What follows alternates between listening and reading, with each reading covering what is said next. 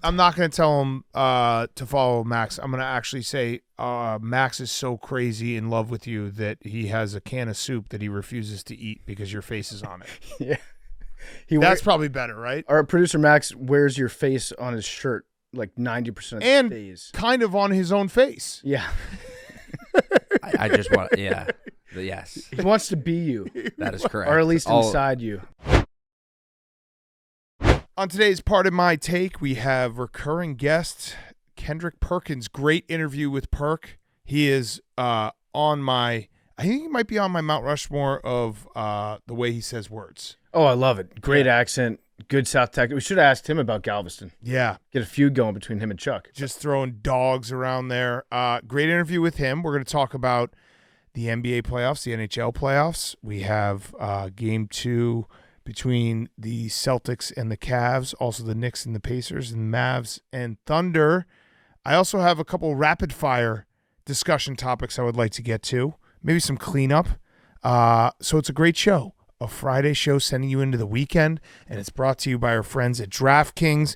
Did you ever play the over-under game with your friends? You know, think I can eat that slice of pizza in under 30 seconds, or I know I'll take you over a minute to down that 2-liter. If you have, then you're going to love Pick 6, the new fantasy game from DraftKings, an official partner of the NBA. Here's how to play during the NBA playoffs. It's super simple. First, download the DraftKings Pick 6 app, then pick between 2 and 6 players and choose if they'll have more or less of a stat like rebounds, points, assists, and more. Track your picks and play against others for a shot to win huge cash prizes. That's all there is to it. So check it out now. You can do I did Wednesday, played the Pick 6. Incorrect on Deuce McBride. I thought he was going to play more, play better. Yeah, I think it was 5.5 I had to pick, and I picked over points. Didn't work out. But we'll be back on there for the Pick 6. And for all first-time Pick 6 players, check this out. New customers play $5 and get 50 in Pick 6 credits. Play Pick 6 from DraftKings, the new fantasy app that packs more fun into less time. Download the new DraftKings Pick 6 app now. Use code TAKE. New customers play $5 and get 50 in Pick 6 credits. That's code TAKE. Only on DraftKings Pick 6. The crown is yours. Okay, let's go.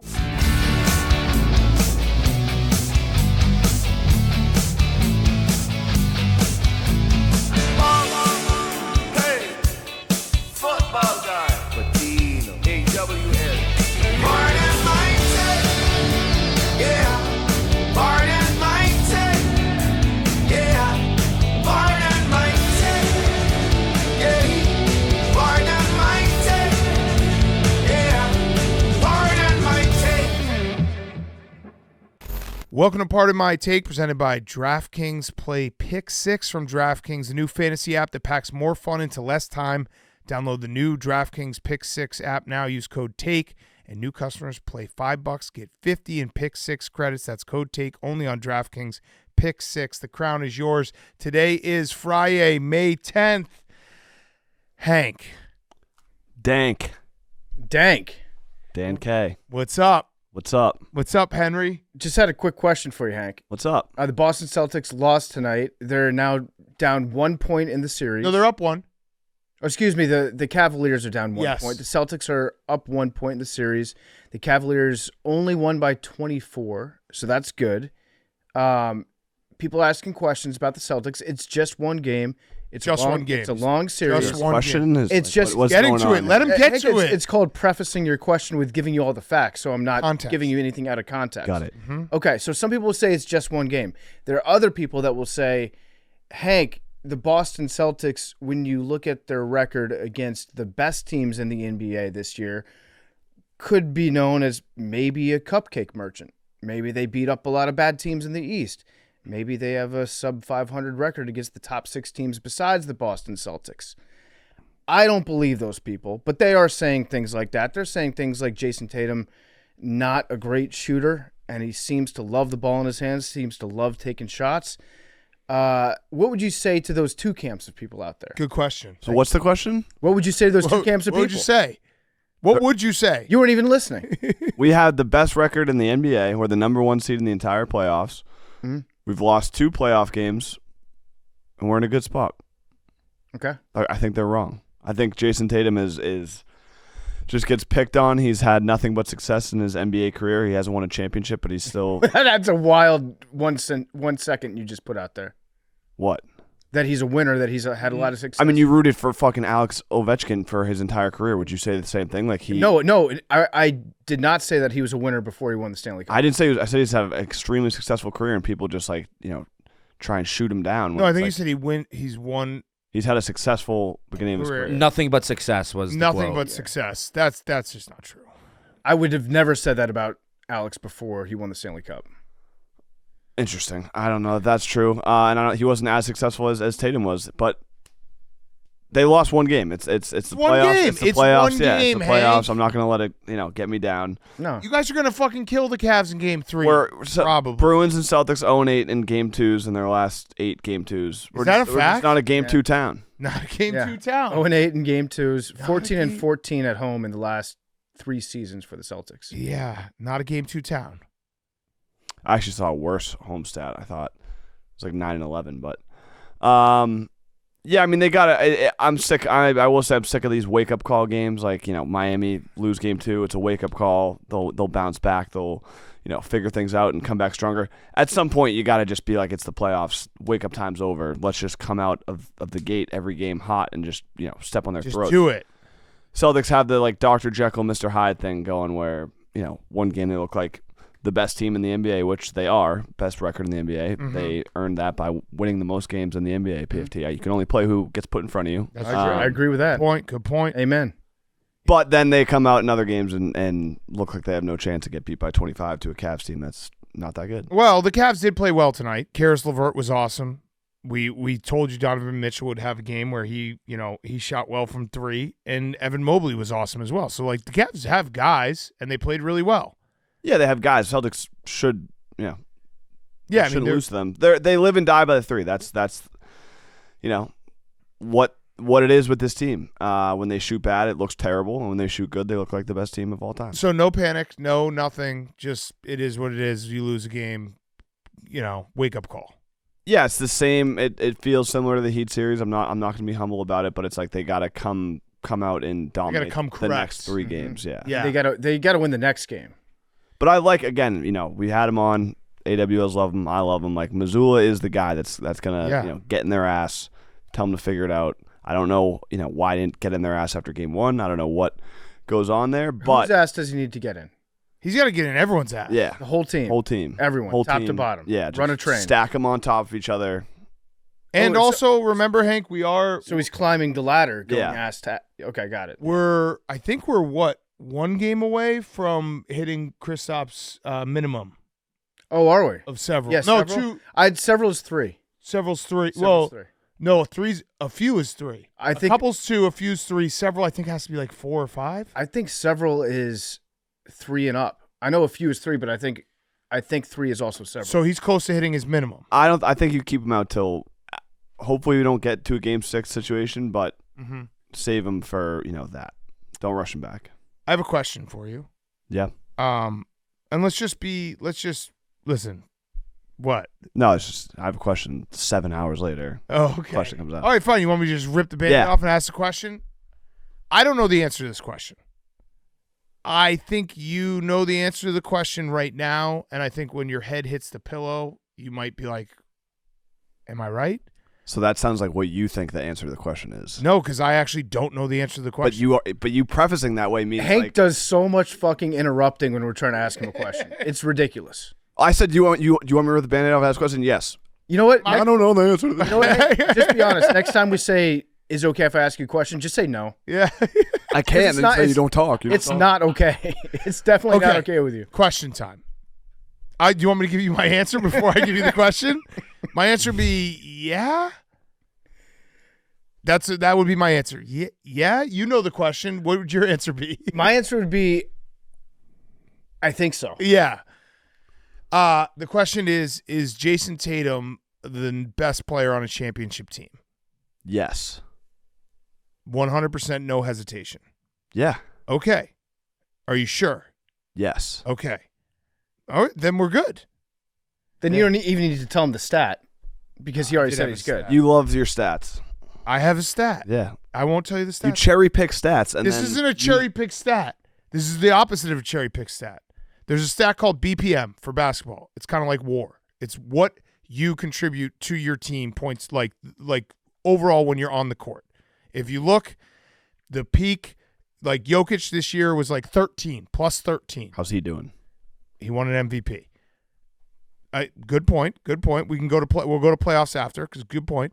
And it tracks pretty consistently, like when like a peak Jordan year is like 11-12, peak LeBron year 11-12. The best player in the league, the best player on a championship team is usually up there in the top 10. So much so that I look back and the last time a team won a championship with a guy who wasn't on with 0 players in the top 10 of the BPM was the Detroit Pistons. Now, you could make the argument that these Celtics are like that Pistons team where the team is so good collectively that it doesn't matter. But does that make you a little concerned? Because if you go down the list, it's pretty much every single year. He's 16th. What's Brown? Brown is here, and I'll find it for you. But it's every single year you go down. Like Jokic last year was 1. Curry actually the Warriors year was almost an aberration. Curry was 9th. Giannis was 2, LeBron 5, Kawhi 6. When the Warriors won in 2018, that team, it was incredible. They had Steph and KD 3 and 4. Like down the list it goes. I think you said Jalen was pretty far down there. Every team that has won a title has a guy who is a top 10 BPM guy on their roster. All right, I'm going to find it for you. But again, and here's where I'm being fair, Hank. The Wolves also don't have a top 10 guy from the regular season. So maybe this is the year that we have 2 teams that don't have, quote unquote, like one of the top 5 players in the league, although Anthony Edwards and Jason Tatum did he finish 5 in MVP? What about is Luka, I'm assuming, is on there? Yes. Let me Shai. get it for you. Oh yeah, Shea. So this year the top 10 were Jokic, Luka, Giannis, Shea, Tyrese Halliburton, LeBron, Sabonis, Brunson, Mitchell, Kawhi. Those are the top 10 for this year. And hold on, I'm going to get it for you. What? No, yeah. I mean, by that, it's gonna. You're saying it'll be a Knicks. No, because Pacers. that's Pistons won a title. That's not how stats work. Also, like any of those teams from the East could make the finals. Right. You're talking about the winning team. The winning team. Historically, I mean, it doesn't take a stat to tell you this. It takes just watching basketball for the last feels like 30 years. The winner of the NBA championship usually has a superstar on their team. Correct. The Pistons would be the team that didn't. Yeah, and the Celtics team, to your point, is built. It's a team. It is a team. That's what I'm saying. It could be the Wolves versus Celtics, and you could be saying, well, this stat makes no sense because both these teams have proved the sum of the parts is bigger. Now, Anthony Edwards also is number 2 in BPM in these playoffs. Yeah. He's ascending to a point. You know who's number 3? Here's a helpline. You know who's number 3? Who? Derek White. Okay. So it might be Derek White's team. So Derek White MVP plus 4,000. Yeah, that's true. That is true. So fact or fiction. I'm gonna take. So then, what's the argument? But no, I'm going to take Hank's side. Well, I'm going to take your side. Jason Tatum, the best player on a championship team. Got it. I'm going to take your side a little bit in this. If the Celtics get hot, if Tatum plays, he's very capable of being the best player on the court in most games. Like he could do it, right? We've seen him do that. Like you said, he finished 5th in MVP voting. So if he kicks it into high gear, I don't think I what? said that. Or you said like something about MVP voting. Nope. With Tatum? Nope. I thought you said something like that like 2 minutes ago. I think I said it. Jason Tatum, I think, finished 5th or 6th. Okay, 5th, MVP yeah. voting. So there you go. So he's up there in the conversation. If he plays at an extremely high level for the next 3-4 weeks, 5 weeks, he's going to be, and they win the championship, nobody's going to be like, oh, I can't believe this no-name Celtics team won. No, they're a really good team. They'll say Jason Tatum is a superstar and he carried them to this title, and people remember Jason Tatum because he's already close enough to that level where you'd be like, okay, the playoffs can turn him into a legitimate carrier of a team. Yeah. So Kristaps was 14. Jason Tatum was 15. And then Jaylen Brown was 80. Derek White was 22. So you need Kristaps back. You need Kristaps back. Again, I think you guys are going to still kill the Cavs. I think you're going to still win the East. It was more of a bigger question. And again, my answer is yeah, but at least I don't know. He just doesn't. He took 2 shots in the fourth. He like fades in and out. Well, I mean, but you guys, what was it, 10-point game going into the fourth? More than that. I think you guys got blown out in the fourth. Like, and he just has he's 12. He's averaging 5 points less in the playoffs than he did in the season. That can't. This is when like Jalen Brunson is scoring 40 a night. They have 6 players. Okay. He's got to step up, but yeah, no, I think that actually might be slander that goes on with Jason Tatum. Where's there been slander? I've asked questions. No, just online and in the media. I think he's an incredible player. We're online and in the media. We're both those. Yeah. So what do you say about Joel Embiid when these conversations happen? Here comes Max off the top. Well, Joel Embiid. That was like doesn't make it this. That was far like in the Max. playoffs. Oh yeah, because we all love coming in second, right? Max was underneath the wrestling ring there, and he just popped out with a steel chair. Actually, Max, Philadelphia, according to Hank, Philadelphia sports they've had nothing but success for the last 2 years. Correct, nothing but success. Hank, tonight when the fourth quarter, I bet you Jason Tatum's played like 700 more playoff games than Embiid at this point, and he's probably like 2 years younger. He's very good, but this is the time that we have to do this, Hank. You suffer a no, it's fine. They lost. They were down 12 going into the fourth quarter. Yeah, that's still a game. Yeah. That's still a game. Like you should, if that's a game that you can still win for sure. Yeah, it was a bad game. I think you guys just have these bad games and you're going to be fine. But that was a question that I just asked because I feel like half the time I watch him, I'm like, well, I expect him to be the best player on the court. And I don't know when he's been the best player on the court in these playoffs. Jaylen Brown's been phenomenal for some games. Derek White's been insane. Donovan Mitchell was great tonight. Donovan Mitchell's had games, last series that he was out of this world. Like, I mean, it's happened in the past 4, 5, 6 years. It's happened many times. Okay. You know what this sounds like? This sounds like on Game 7 on Inside the NBA Sixers last year. True. It sounds like it sounds like on Turner when Game 7 when Shaq directly calls out a player and gives a personal challenge. Sounds like Big Cat is giving a personal challenge. Step up. I'm fine. Yeah, you're not wrong that this playoffs he hasn't been superstar level. He's got to step up. And again, you're not in trouble. Will. You're not in trouble. It's more that if he plays like this in the finals, I think you might be in a lot of trouble. Agreed. That's when you need him to step up and be like, no, I'm also, one of these guys. Yeah, and if there's one knock against him, it would be that he didn't really step up against Warriors. But that experience, he was 19, basically. Okay, so prediction for Saturday night? Win by 33. 33. All right, back on track. That's back good. on track. Well, no, they still won't be on track. Mm-hmm. No, if they won by 33, they're bad. They have to win by 33. That was mean. It's true. You couldn't do 25. Oh wait, we're not even taking into account any of the losses that they have. That doesn't factor. No, he's saying they're going to. Oh no. Oh, BFD. What? If they win each, Hank's saying they're going to win the next 3 games by 33 each. They'll win by 100. So okay. What did I say in the beginning? Point differential will be 100 plus. Yes. So right now it's 1. Yes, but if they win I don't like what you're doing to my co-host right now. I don't like what you're doing. I know exactly what you're saying. I just by 33. I didn't realize that it's 67. I didn't realize that the points scored against you in losses didn't count. Do you not point differential? Do you know what that means? In metrics. Got it.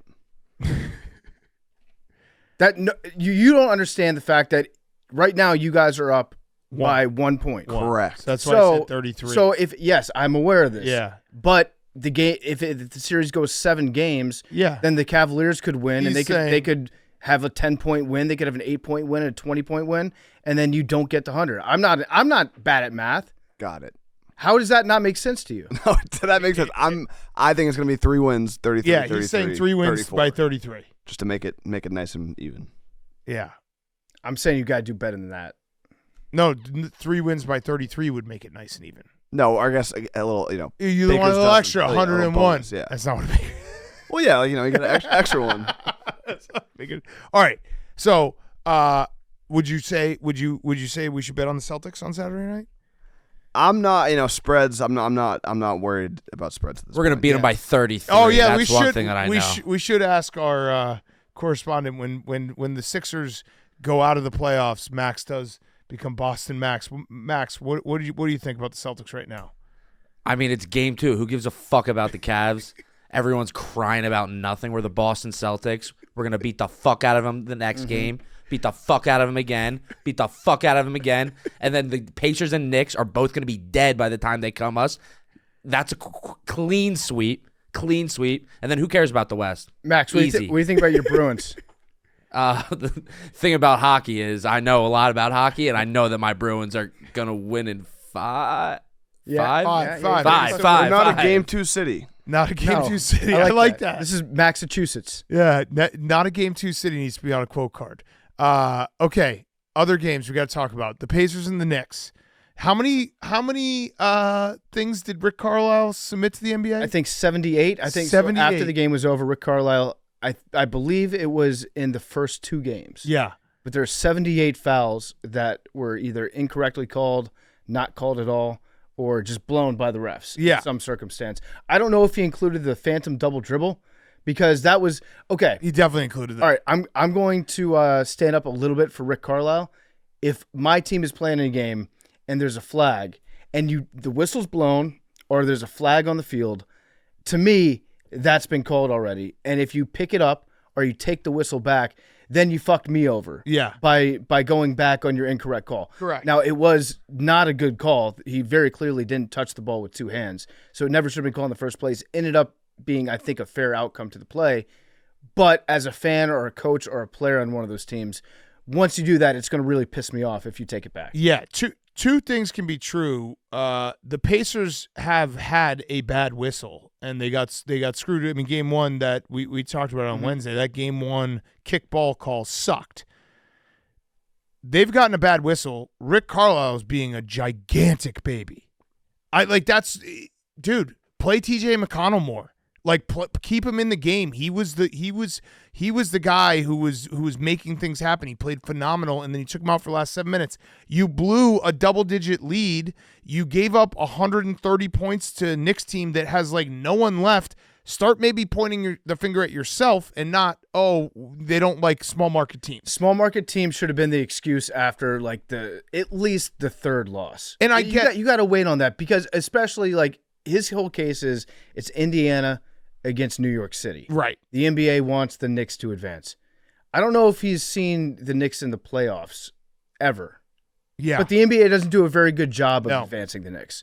If that's been their agenda, they've been really, really bad at executing that agenda. Correct. That was I mean I'm fine with like a coach trying to basically make a statement to get the refs to maybe give him a better whistle, but the small market thing, like, dude, come on.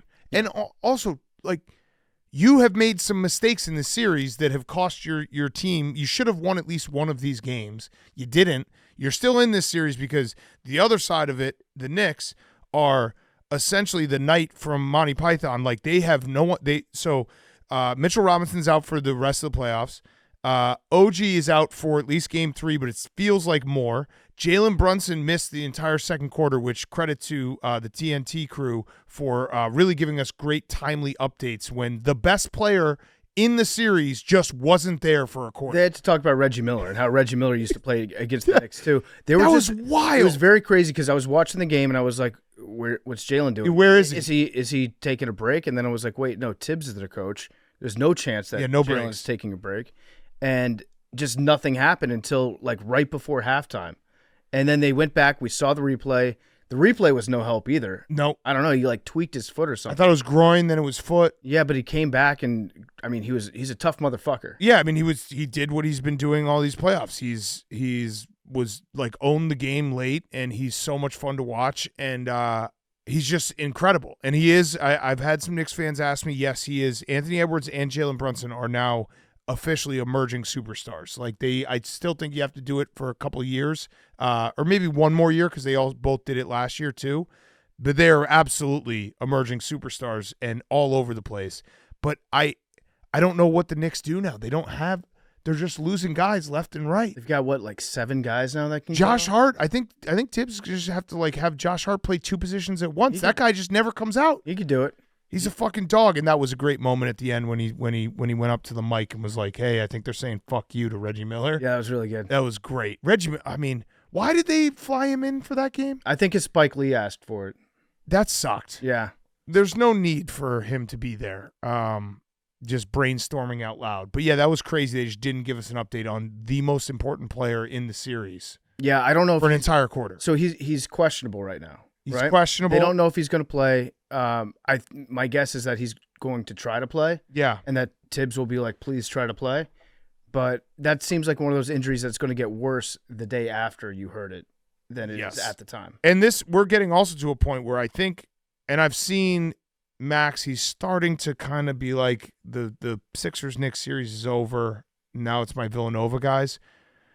Like, the only guys they have left are Jalen Brunson, DiVincenzo, and Josh Hart. They're just going to try to win this title with just Nova. Yeah, well, that's what they've been saying. It's like they're still like best friends. Yeah. And it all goes back to Villanova. Max, this would be a championship. It would. For Philadelphia. I think Kyle Neptune would be, you'd have to give him a contract extension. Disagree. Okay. But I do think that what's going on in New York right now only further cements that Jay Wright's the best college basketball coach of all time. Okay. Yeah, that's appropriate. Okay. He's going to be like, you know how Coach Cal had like all those jerseys of his first round picks in the basement? Like that's this Knicks team, if they do happen to win a championship at some point, Coach Wright is definitely going to have like championship banners of this Knicks team hanging up if Yeah. he ever gets back into coaching. Were we a curse to the city of New York? We lived there for 7 years, and now they're on the precipice of having both teams in the Eastern Conference Finals. Yeah. And you said it from day one, Hank. All You the just time. wanted them to be good so that you'd have something to like vibe off of. Yeah, and we might. I mean, if it was maybe be getting Boston, New York, New York. yeah, which is crazy. I mean, you might just have to go live there. Yeah. For a couple days. But yeah, I think the Pacers will probably win on Friday night just based off. Or is it Friday night or Saturday night? I think it's Friday night. I think it's Friday. I believe. I Yeah, hate when they do doubleheader. these weird schedules where It's it's doubleheader like, tomorrow. yeah, but where the Nuggets play Nuggets Monday play- and Friday, yeah. and then everyone else is still going every 2 days. Yeah, that was weird. I think the Pacers will get a good whistle. I think with the Knicks injuries, the Pacers will win Game 3. But the Knicks are like, it's crazy what they're doing because they just keep losing guys and they just keep fighting harder than everyone. Keep offensive rebounding. Jalen Brunson keeps being better and better. It's nuts. I could see them continuing to just do this. Yeah. And have everybody be like, how the fuck is this happening It's right now? fun to watch. And the Mecca is crazy. It's buzzing big time. It is buzzing. And then the last NBA game we had was the Mavs evening the series 1-1. Luka on 1 foot, on no feet. No feet, He no hurt it arms. Again. No arms, no teeth either. Yeah, had an awesome game, pretty close to a triple-double, 29, 10, and 7. And it was also the Tim Hardaway game and the P.J. Washington game because both those guys were lights out. Yeah, Tim Hardaway was really good. P.J. Washington was 7 for 11 from 3. Also, real quick, credit to Hubie Brown. Yeah. Like, give a shout out to Hubie Brown. Think about Hubie Brown. Positive thoughts towards Hubie. The dude is 90 years old. And he's beloved. And nobody is out there being like, Hubie needs to get off the air. He's mixing stuff up. Hubie is sharp as ever. The game started at what, 8:30 tonight? 8:30 Yeah. Central? Hubie probably wakes up at like 6 p.m., Yeah. goes to the game, goes home, goes to bed like, I don't know, 4 in the morning. You know how old people are. He gets the continental breakfast at like 7 p.m. But Hubie's absolutely crushing it. Yeah. He's a revelation when you compare it to flying Reggie Miller and Yeah, just fly Hubie Brown around. yeah. It will be. I mean, I thought this series was going to be a dogfight back and forth, so I'm not surprised the Mavs won this game. And Luka, I will see. Luka's injured. Luka also likes to let you know he's injured. Oh yeah. Well, it's He really likes to let us know he's injured. because even when he's not injured, he's injured. Right. Because maybe you'll get like a really late call. He might lead the league in hit a big shot limp. Yeah, he yells. He does. He might be the Big Ben of the NBA. He might be. He does. He could be. He does two things. He'll like pretend that he's injured after he makes a shot, or he'll get mad at the ref after he makes a wide open shot where nobody came close to touching him, and he's still mad about something from like 5 plays ago at that same ref. Right. He'll scream at the. He's always angry about something. Yeah, you could actually get Luka because, yeah, you're right. Like when he yells at a ref, his injury goes away. Yeah. So when he's yelling at a ref, the ref needs to be like, "Are you injured or are you yelling at me?" Yeah, are you mad? It's like patting your head and rubbing your stomach at the same time. Yeah. Can't be both. Right. And it's like when my kids are like, when they don't want to eat their dinner, they're like, "My tummy hurts." I'm like, "Great, we won't have dessert." And they're like, "No, my tummy doesn't hurt anymore." Yep. that's what Luka's doing. When you yell at a ref, it's like, so your leg doesn't hurt? No, it still hurts. Yeah, and there was blood on one of his sleeves tonight on his leg, and He's he was being extra. he He's did- so good, and but he's being extra. What he was doing a really good job of was just staring down at the blood on his leg all the time to make sure everybody knew that there was blood on his leg. Yeah. What shirt did they wear in the first game? Was it white? I think it was a combo. I think some. Oh yeah, that's right. It was different. I didn't like the blue tonight. Yeah, it was all blue. It kind of looked like it was just seats. Well, and also that's the Mavs colors too.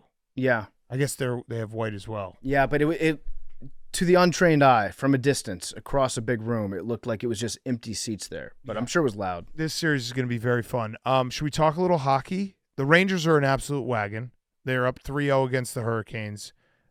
In the hockey world, the Hurricanes, I think, are the big time fraud alert team because every year the advanced analytics love them and they just do this. So it looks, I mean, the Rangers haven't lost in these playoffs. So did you guys go to overtime in any of your games? No. Did we? No, I don't think so. I I was don't going to think we say did. maybe you will lose less. On aggregate, but Yeah. they went to overtime. Yeah. Yeah, no. I was Listen, trying to spin zone. the Capitals stink. I don't patronize the Capitals. I'm not trying to they're patronize. bad team. The Rangers 7-0. Last time they were 7-0, won the Stanley Cup. 94. 94 feels like 94. Feels like 94. Mark Messier. OJ in the news for death again. Yeah. And Pavel Bure and the Canucks and those Canucks uniforms rocked. Yeah, They were like bad but awesome. yeah. That was a very fun game. Yeah. The So Vancouver crowd, they yeah. love their hockey. Yeah. Oh, that Vancouver Oilers game. I have to admit I did fall asleep and I was shocked at the score Yeah. because it felt like the Oilers had that game, and even in the first period it was very workmanlike. Oilers get a power play, they score. Okay, we're off and running. Everything's good, and the Canucks just period of the week Period of the week was the third period to of that. come back Yep. and win that game. That's in the my third nominee. period. Absolutely. That was awesome. So the Canucks, Biz told us the Canucks kind of have no business, not no business, but they didn't have the expectations of being this team this year, and they just keep finding a way. Yeah, Hank, credit to your Bruins though for scrapping it up a little bit. That was an awesome fight. It was he got punched right in his head. Well, he got cheap shot. I was going to say that Pasta taking that fight was awesome. Because he's not a fighter, Nope. and Kachuk is like a badass. Pasta asked, you asked the coach for permission. Yeah. Well, no, I don't think he asked for permission. I think he told him he was doing it, and you could see the coach be like, "What? Oh, okay. You want to do this? Go ahead." That's what you should absolutely do in a game where you get your teeth kicked in the playoffs. You should always get into a fight at the end of it. Yeah. Yeah, the Swayman magic wore off a little bit, but he was, unconscious before that. So it was, water always finds its level. But it'll be a big bounce back. I'm interested to see the bounce back tonight. So Pasta, you got to load up on some Pasta props. yeah, did Kachuk's not getting a suspension or anything, right? That was a cheap shot at the end. Yeah, I think the first he hit him on the way down, I think the one and then hit him again. I think the hit on the way down was like borderline okay because they're still fighting, but the one when he was all the way down, it's like, come on, dude. Yeah, you can't do that. Yeah, don't do that. And then the Stars win. They beat the Avalanche. We got some good series going, except for the Rangers Hurricanes. That's over.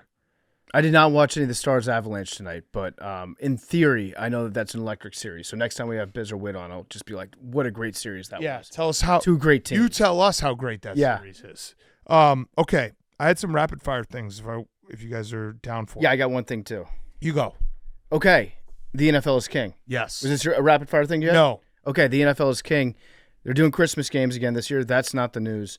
The news is that it looks like they're going to be maybe 2 games, all the Christmas Day games, on Netflix, which is interesting because Netflix has never broadcast an NFL game before. Correct. I don't know who the announcer is going to be. Is Netflix going to have their own announcing crew? You said maybe Brady. Are they going to rent Tom Brady for a day and then he'll go on Sunday and work at Fox? Continue the roast. Yeah, continue the roast. You know what? Here's the thing that should really piss the NBA off about this. And the NFL can do whatever the fuck they want, and they're going to dominate the NBA in ratings. Not only are they taking away Christmas Day from the NBA, they're also taking away the ability of people to comfortably change the channel to the NBA games Correct. during commercial breaks, Correct. quarter breaks, and halftime, because signing out of Netflix turning on to cable if you're watching on cable or to a different streaming app. Yep. Such a pain in the dick to do Yep. that. And so they're taking away even the pity ratings that you would get for like a quick 2-minute check-in on the NBA Christmas games. And remember, Christmas is on a Wednesday this year, and the NFL had previously said they weren't going to touch like middle of the week Christmas Day. Remember, last year they were like, because there is a rule, they don't do Friday night games because of high school football. But last year they're like, fuck it, we'll do a Friday afternoon game, Black Friday. Mm-hmm. Now it doesn't matter. It doesn't matter when the game's going to be. They're going to play it. And we'll show up. Yeah. We're going to watch it. Do you think there's a chance any of our teams are in it? On Christmas? Yeah. How many games are there?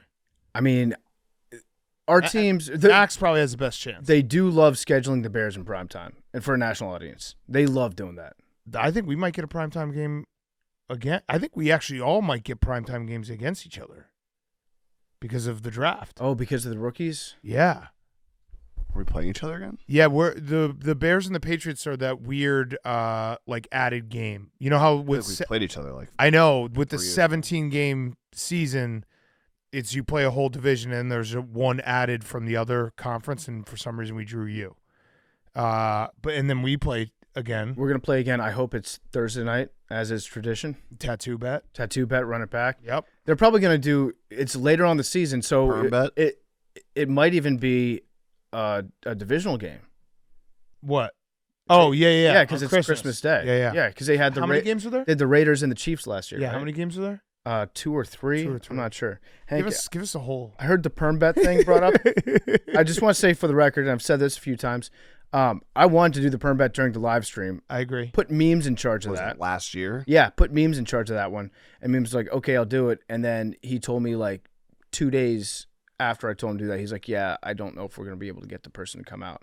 So I didn't have enough time to schedule the person. I will do a perm. If somebody That's Max, good accountability. if Max or Meme schedules the perm, I will absolutely do it. Love that. But now we have to like leadership. make it a moment though. Like it would be boring if we just did it in the middle of summer. It has to be during football season. I think agree. makes Yeah, sense. Yeah, we he's should Like right. during it, Like Super yeah, Bowl. Yeah, we should wait. No, Super Bowl we perm. Should, we should wait. I'm down to do it whenever. Yeah. We have to do dingers only soon. Oh yeah, baseball. We'll do it for July 4th week. Yeah, July 4th. Yeah. week. Yeah. Okay, ready for my rapid fire? Yep. First up, shout out Colin Coward. We don't really like him, but credit to him for going backwards hat coach take with JJ Redick, saying JJ Redick could not be a coach because he's wearing a backwards hat. Yeah, good. Keep fucking that chicken, Colin. He said, I mean, once we get to the coaches, by the way, JJ Redick's going to be the next coach of the Lakers, right?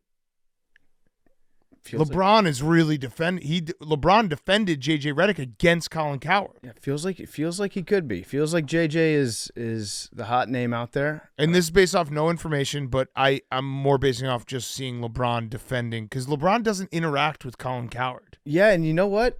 When we asked JJ when he was on the show how he would feel about coaching the Lakers, he said they have a coach. He didn't say They have a coach. He didn't really answer the question.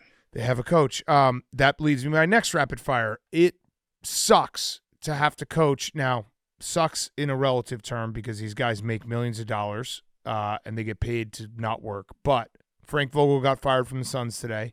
Darvin Ham got fired last week. That's got to be the worst job in sports as a head coach right now is signing up to coach a super team because no matter what happens, it's never the player's fault. It's always the coach's fault. Yeah, I think the trick is to coach a super team, but it's when they're in their like late 20s, early 30s. Yeah. If you get older superstars that are joining up to form a super team. Also Bradley Beal. I don't know. Can you call the Suns a super team? Well, they tried to. They tried. It's kind of like the Eagles when they were a super team. Yeah, it was an attempted super team. But Dream team. Oh yeah, dream team. It was his attempted big three. I just like Darvin Ham and it was not a great coach. Frank Vogel has a championship.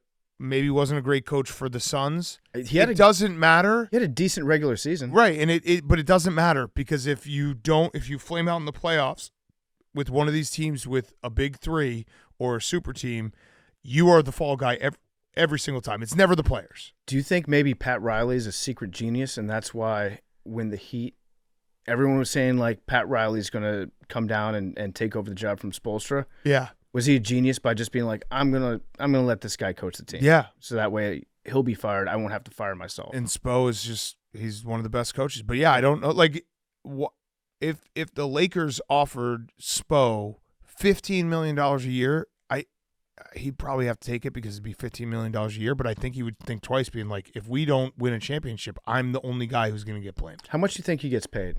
I don't know what NBA coaches like. He probably gets like 7 or 8. I don't know. I'm doing California tax math right now compared to Florida. Oh, good point. yeah. Good point. It'd probably have to be closer to 17, 18. Have to deal with Gavin Newsom on a regular basis. You have to go to French Laundry with him.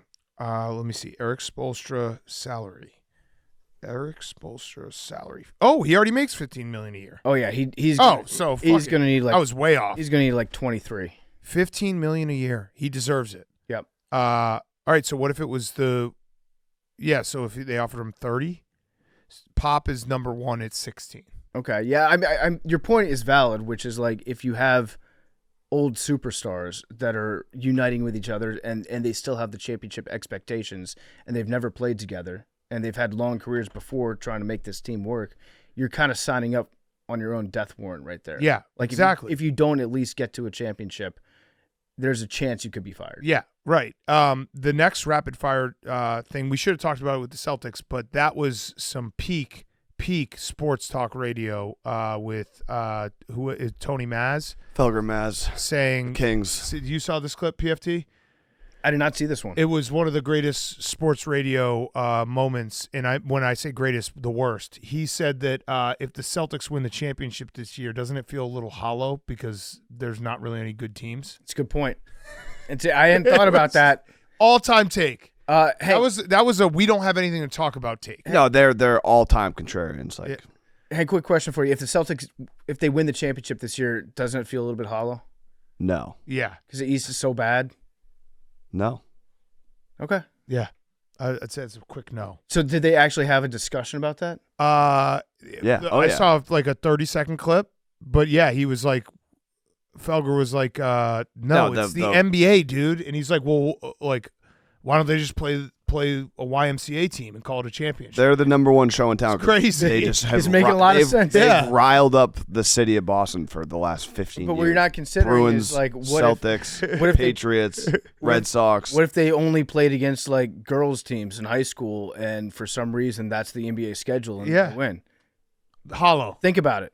but yeah, What's the difference between that and this? I just love when sports talk radio guys are just like, you know what? Let's just we have nothing really to talk about. Let's just say that this championship doesn't exist yet. Doesn't count if it does exist. This is what's so funny about Boston is they've won so many things that they're already like figuring out reasons to not get super excited about the next championship. It was crazy. All right, my next one was, did you guys see the new iPad Pro? No. People are very mad because the iPad Pro commercial, it's basically, it looks like, oh, fuck, I'm losing my words. The smash thing that they use, where they smash things, the compactor. Yeah. So The it's pneumatic press. yeah, there it is, pneumatic press. So it's iPad Pro is a pneumatic press, and it's pressing down on like all these instruments, like a piano, a trumpet, Uh-huh. because it fits all that in the iPad Yeah. Pro. And people are very Yeah, upset. people are gonna get 'cause mad They're about like, that. oh, so we're just throwing away like thousands of years of cultural, like meaningful things for fucking technology? And then the iPad Pro does not get crushed by it? No. Is that what you're saying? No, it all goes into the iPad Pro. Oh, all that shit gets combined. Yeah. I thought you were going to say people are getting upset because people love watching those press videos Oh, I do too. because it's like therapeutic Yes. to see watch things get crushed. And if the iPad doesn't get crushed, people are like, what the fuck? You got to crush the iPad. Yeah. No, they're like Tim Cook, way to ruin the world with your new sleek iPad Pro. I just laughed at it because it's a commercial. Yeah, I mean, there's a lot of bad stuff that goes into that too. If you Commercial. really want to talk about everything that's happened. Yeah. I wish it would have been cool if they had just made that. Maybe the Out of Order guys will do it, where it's just like the iPad Pro crushing like gambling apps, porn sites. Be like, look, you got it all right here. Everything in there. Yeah, all your streaming services right here. All right, next rapid fire topic. Greg Doyle suspended. Saw that? Yeah. Loved it. Why? What happened? Good call. Do you like that? Good call. Hey, Yeah. you like that? I like it. Yeah. Do that a little bit more, and I'll treat you nice. We'll be just fine. Yeah. The other clip is so funny from that press conference too when he talks to the coach. He's like, So you got the keys to that. Yeah, to that. What are you going to do about that? A lot of journalists were actually being like, that's an overreaction to suspend him. I just like it because Greg Doyle's a scold, and him getting suspended for this is one of the funniest ways to get suspended. Hey, why did you get suspended from covering one of the most popular athletes in sports right now? Well, I did the heart signal to her, and I was really creepy. No, it's just like he got suspended for being a creep. So here's what's bad about suspending him. At some point, he's going to come back from suspension. Correct. And then he is going to have to apologize to Caitlin Clark. And he is going to do that in the most creepy way possible. Yeah, it actually sucks for Caitlin Clark. Yes. Like, Caitlin Clark probably doesn't want him suspended, just wants him sitting in the back of the newsroom and just not even asking questions anymore. Because now when he does come back, it's a whole other story where she has to accept his apology, all that bullshit. What she should do is say, like, I don't want him in the room. Yeah. And then the Indy Star they'll have to say, okay, because she's the biggest she's a story in town right now. Yeah. It's like she is the face of women's sports across the world. And so if they just tell him, no, you can't because if he does come back, he's going to try to get cute with his apology a little. Yeah, of course. And he's going to say something that's going to make it worse. She's going to feel like she has to accept his apology because she probably just doesn't want to deal with this shit anymore. And then it's going to be a very weird dynamic. So just don't let him around the fever. He should actually not be suspended. He should just have to go to every game with a T-shirt that says, "I'm not a creep, but I ask creepy questions."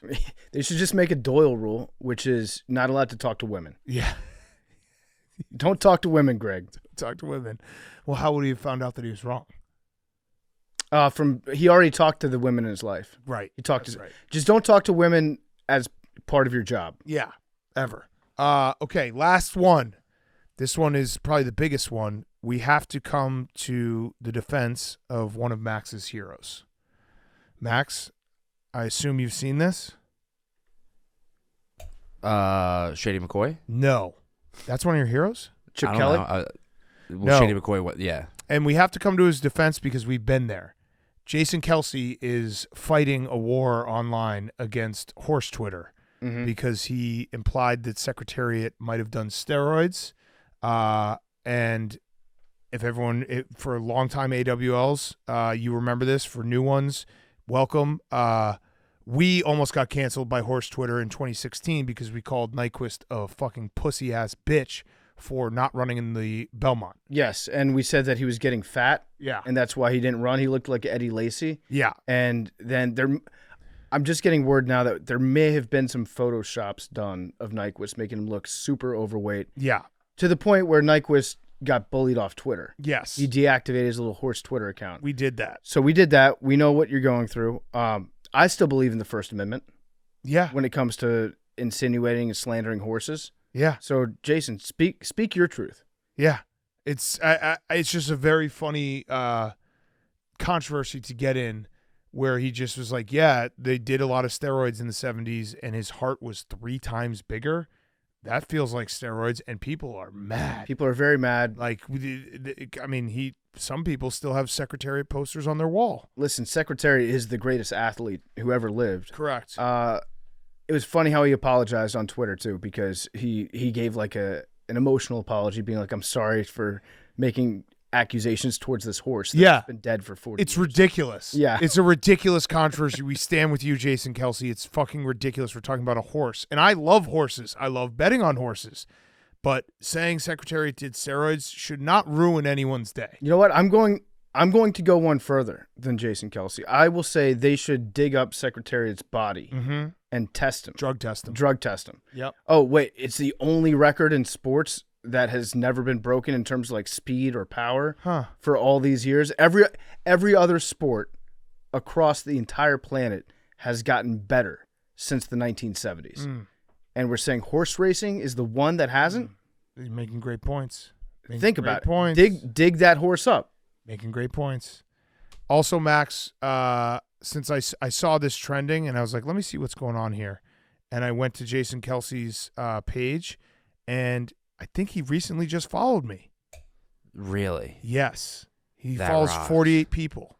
That rocks. So that's you- sick. You're one step away. I know. I knew that would excite Max. Max is sounding so creepy right now. No, I'm gonna wait. That's just cool. I did Yeah. I did message him. I was like, "Don't apologize. We have your back." I'm gonna wait to tell him that we have a producer that would literally die for him. I think that's more of like a month or two down the line. Don't embarrass me. Well, do you not want me to say that? I don't know. Oh wait, he follows me too. There we go. Max, does he follow you? No. Oh, he follows me too. Wait, Oh. do you guys No, follow? he doesn't. He does not follow him. I'm gonna follow him back. Yeah, follows. He followed you first? Yeah, Oh, Same with me. that's Same sick. with me. That's so cool. I was like, wait, Yeah. I don't follow I'm gonna Jason DM Kelsey. him and tell him not to follow Max. What the ever. hell? No, don't even bring me up. This is like Hey, our producer Max, he's a real big horse fan. He was very upset with Yeah. what you said about Secretary. for the record confirmed doesn't follow me. I just Shit. All right, yeah. So will. maybe me and PFT need to just hit him on like just double strike, being like, hey, could you quickly follow this guy? I would no, be no, don't embarrass me. Max. Here's how much I love you. I would trade if he's trying to keep it at 48. Take me off. Yeah, me too. Put Max in. Well, no, wait. What if we both get taken off? It's an empty thread. He's got to follow Mr. Pear too. Empty promise. Yeah. We're two guys who have a direct line to Jason Kelsey. No, that's cool. That's sick. That's sick for you guys. It is sick. You know what? Beer I'm not Olympics with gonna. Rock. I'm not gonna tell him to follow Max. I'm gonna actually say Max is so crazy in love with you that he has a can of soup that he refuses to eat because your face is on it. Yeah. That's probably better, right? Our producer Max wears your face on his shirt like 90% of And the days. kind of on his own face. Yeah. I just want. Yeah. Yes, He wants to be you, that is correct. or at least All- inside you. You want to not remake ins- not Face Off? inside, No, I not mean inside. Max, not like that. I meant like you want to look like you want your skin to look Inside like and his skin. out. I would like to be like Jason Kelsey, if that makes sense. But would you be inside him if No, offered? no. Stop this. No, but Max, if we could You're already doing this with the other Kelsey. if we could take your brain right now. No, and- I didn't say and- no. And put it in Jason Kelsey's body, and then you would just walk around with your brain, but now you are Jason Kelsey. Would you do it? For like a day. I'll say it. You know what? I'll say it. I don't believe that Max is actually a fan of Jason Kelsey until I see video proof of Jason Kelsey inside of Max. Yeah. Yeah. That's fair. That's fair, We're right? gonna get unfollowed so fast. Yeah, this is bullshit, guys. You're ruining this. We've met him before. We've hung out No, with him. that also sucks. He's a And we were great supposed to hang fucking out with him dude. this summer. I know, Beer Olympics, which Yeah. we will not. Well, no, I don't. I don't, don't- want to say we will not. I don't think say we're we- backing out. We can't back out. I don't think we are Unless. going to. No, I don't think we're probably not going to back out of it. Will we? I don't know. Can we? No. We're definitely maybe not going to back out. It's gonna be so hot in Vegas, Yeah. It's like And it's during the week. and we're kind of closer with Jason Kelsey now than we are with Will and Taylor, and they backed out. Yeah, but I mean we told them that we'd do it when they told us it was different days. Yeah, we can't back out, right, Hank? Hank, should we? We can't. We can't back. No, we won't. No, we can't. Nah, No, we can't. I will be there no matter what. Yeah, we can't. we're gonna golf. Yeah, we're gonna golf. We're gonna golf. It's gonna be so hot. It's gonna be so hot. We're gonna golf at 4 a.m. We'll be fine. I never thought it would be this hard to get us out to Vegas to gamble in a casino where you literally can't lose. Well, I think the part where you and I have to compete against a bunch of NFL offensive linemen. Well, not beer Jas- drinking. not games. Jason Kelsey. True. He's not really an NFL offensive lineman. He's more just good friends of ours. Yeah, my buddy JK. And soon to be inside of Max. Yeah. He was on stage at a Mountjoy concert. I was showing PFT. That was cool. That was all you were just showing. You were showing PFT pictures of Jason No, Kelsey. it was He video. played a video. You know those people that are in the crowd You're- during rock shows? Yes, They that have was their me. phones out and That they're was me. recording it, and they're like, "What are these people recording it for? They're going to go back and watch it later." No, they're recording it so they can get posted online. Then Max can show me his phone of somebody doing that. So Max, you basically did like, here, you want to see a picture of my kids, but it was Jason Kelsey at a concert. It was cool. Look I how much thought. I fun he was asked PFT if he was a Mountjoy fan. Also, love Mountjoy. Mountjoy rocks. Yeah, A good band, and Jason Kelsey approved. And Jason Kelsey approved. which means us approved too. Us approved 'Cause- as well. The thing about us, we have so much in common with Jason. That's right. That's a fact. Okay. Good opening to the show. We have Kendrick Perkins. Awesome interview with Perk. And then we have Firefest. Four-way, because Memes and Jake are both out. So Max chips into Firefest. And Hank is in one. He's in a pickle. He's in a pickle on Firefest. So let's kick it to ourselves with Kendrick Perkins. Okay, before we get to Kendrick Perkins, a quick word from our friends at Uber Eats. You can get almost anything at Uber Eats. Basketball playoffs are here, and you can now get almost anything you need for game day delivered with Uber Eats. What do we mean by almost? Well, you can't get a deep bench delivered, but you can get deep dish pizza delivered along with breadsticks and wings to share. A layup, no can do, but a lager, yes can do. We can even deliver a few six-packs if you plan on hosting the watch party. Three-pointer, you're on your own. 3-cheese dip, it's on its way. Buckets, can't help you out there, but a bucket of chicken, that's Uber Eats. A game going in OT, no, but a delivery of TP, yes, absolutely. A big play, nope.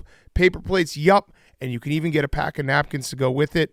A championship, unfortunately, no, but a French dip, now that's a yes. So no matter what you need to make it through the postseason, get almost anything delivered with Uber Eats. I use Uber Eats pretty much every single day. I get almost anything. I got a leaf blower from Uber Eats the other day. Did you really? Yes. You can get anything. It's spring. Yeah, I know, but we were trying to put KB in a balloon. Oh, that makes sense. Okay. Yeah. So check out all of the best game day deals in our app and order. I should have expected that. That's on me. And order now at UberEats.com. Alcohol in select markets. Product availability may vary by region. See app for details. With Uber Eats, you can get almost anything. So check it out. All of the best game day deals in our app and order now at UberEats.com. Okay, here he is, Kendrick Perkins. Okay, we now welcome on a very special guest, recurring guest. He is an NBA champion. You can see him on ESPN all the time. He's got some spicy takes we want to get to, talk some NBA playoffs. It is Kendrick Perkins. Perk, great to have you on. We're watching the Celtics fourth quarter right now, so we will have some questions about this game after the game. But I wanted to start with the series that everyone's going to watch. We're going to air this obviously on Friday. Everyone's going to watch tonight as they're listening to this. The Nuggets and the Wolves. And you are the guy who said that Anthony Edwards reminds you of Michael Jordan. I think it was you and Pat Bev. But when you watch this Wolves team, has it clicked like, hey, this team can win it all? Like the way they're playing and they're so young and hungry. What are you seeing? Well, one, appreciate you fellas for having me on. Y'all continue to do a great job because that's exactly what y'all doing it, and y'all doing it y'all way. That's first thing first. Thank you. Thank you. When I look at the Minnesota Timberwolves, the number one thing that pokes out to me is the togetherness. The number two thing is they have a bunch of dogs, okay? And it's led by Anthony Edwards.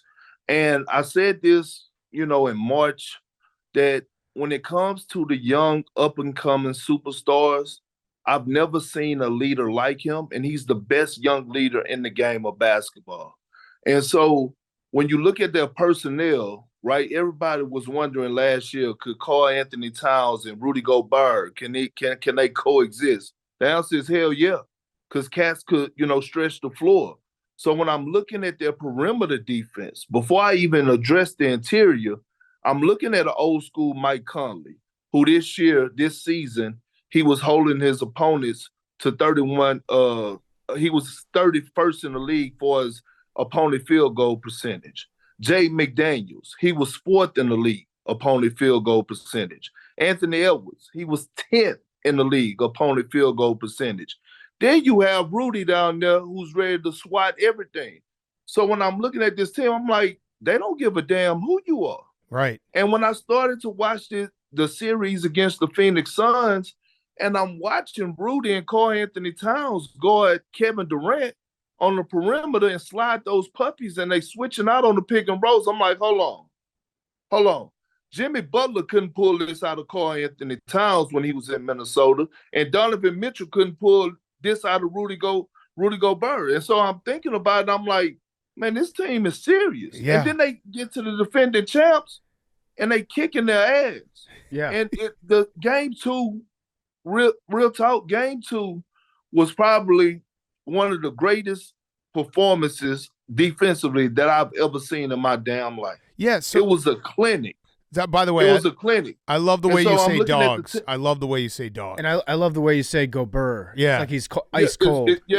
it's Rudy Gobert. Yeah, Yeah. Rudy Gobert. Wait, You so- gotta say it with you Yeah. he's from France. Yeah, you know so- what I mean? French. So it was a clinic. So what if you're the Nuggets? What do they do? Like, what do you if you're in that locker room? What is said after game 2, and what's the fix? It's nothing that you can say. Either you got it in you or you don't. I know Michael Malone he said something the other day, I think it was yesterday, that he said, "Hey, we the defending champs, and I need guys in this locker room who gonna believe and go down to Minnesota and get a game 3." Well, it's easier said than done when you're dealing with a team that don't give a damn, right? And Anthony Edwards followed up and he said, "We know they're gonna come in and give us their best punch, but guess what? We gonna punch back." And when you have that type of confidence, it's just on a different level. I don't know if it's anything they can do.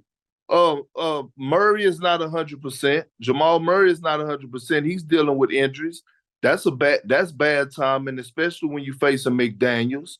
Jokic, he's shooting 42% from the field against Minnesota. Karl Anthony Towns, Rudy, and Naz Reid, they ain't going nowhere. So I don't know what else they can do. Just think how important Jeff Green and Bruce Brown was to this team last year. They don't have them. Yeah. Yeah, and so with the Nuggets, you said there's not a lot that they can do. The matchups are an issue for them, and especially how they're making Jokic play in places he's a little bit uncomfortable. I saw you referred to them.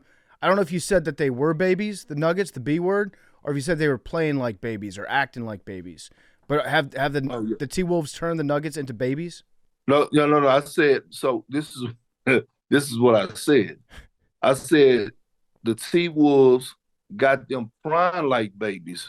Okay. And what I said was that the Denver Nuggets are doing all that damn crying. They got what the babies go do. If you go do all that damn crying, what the babies go do?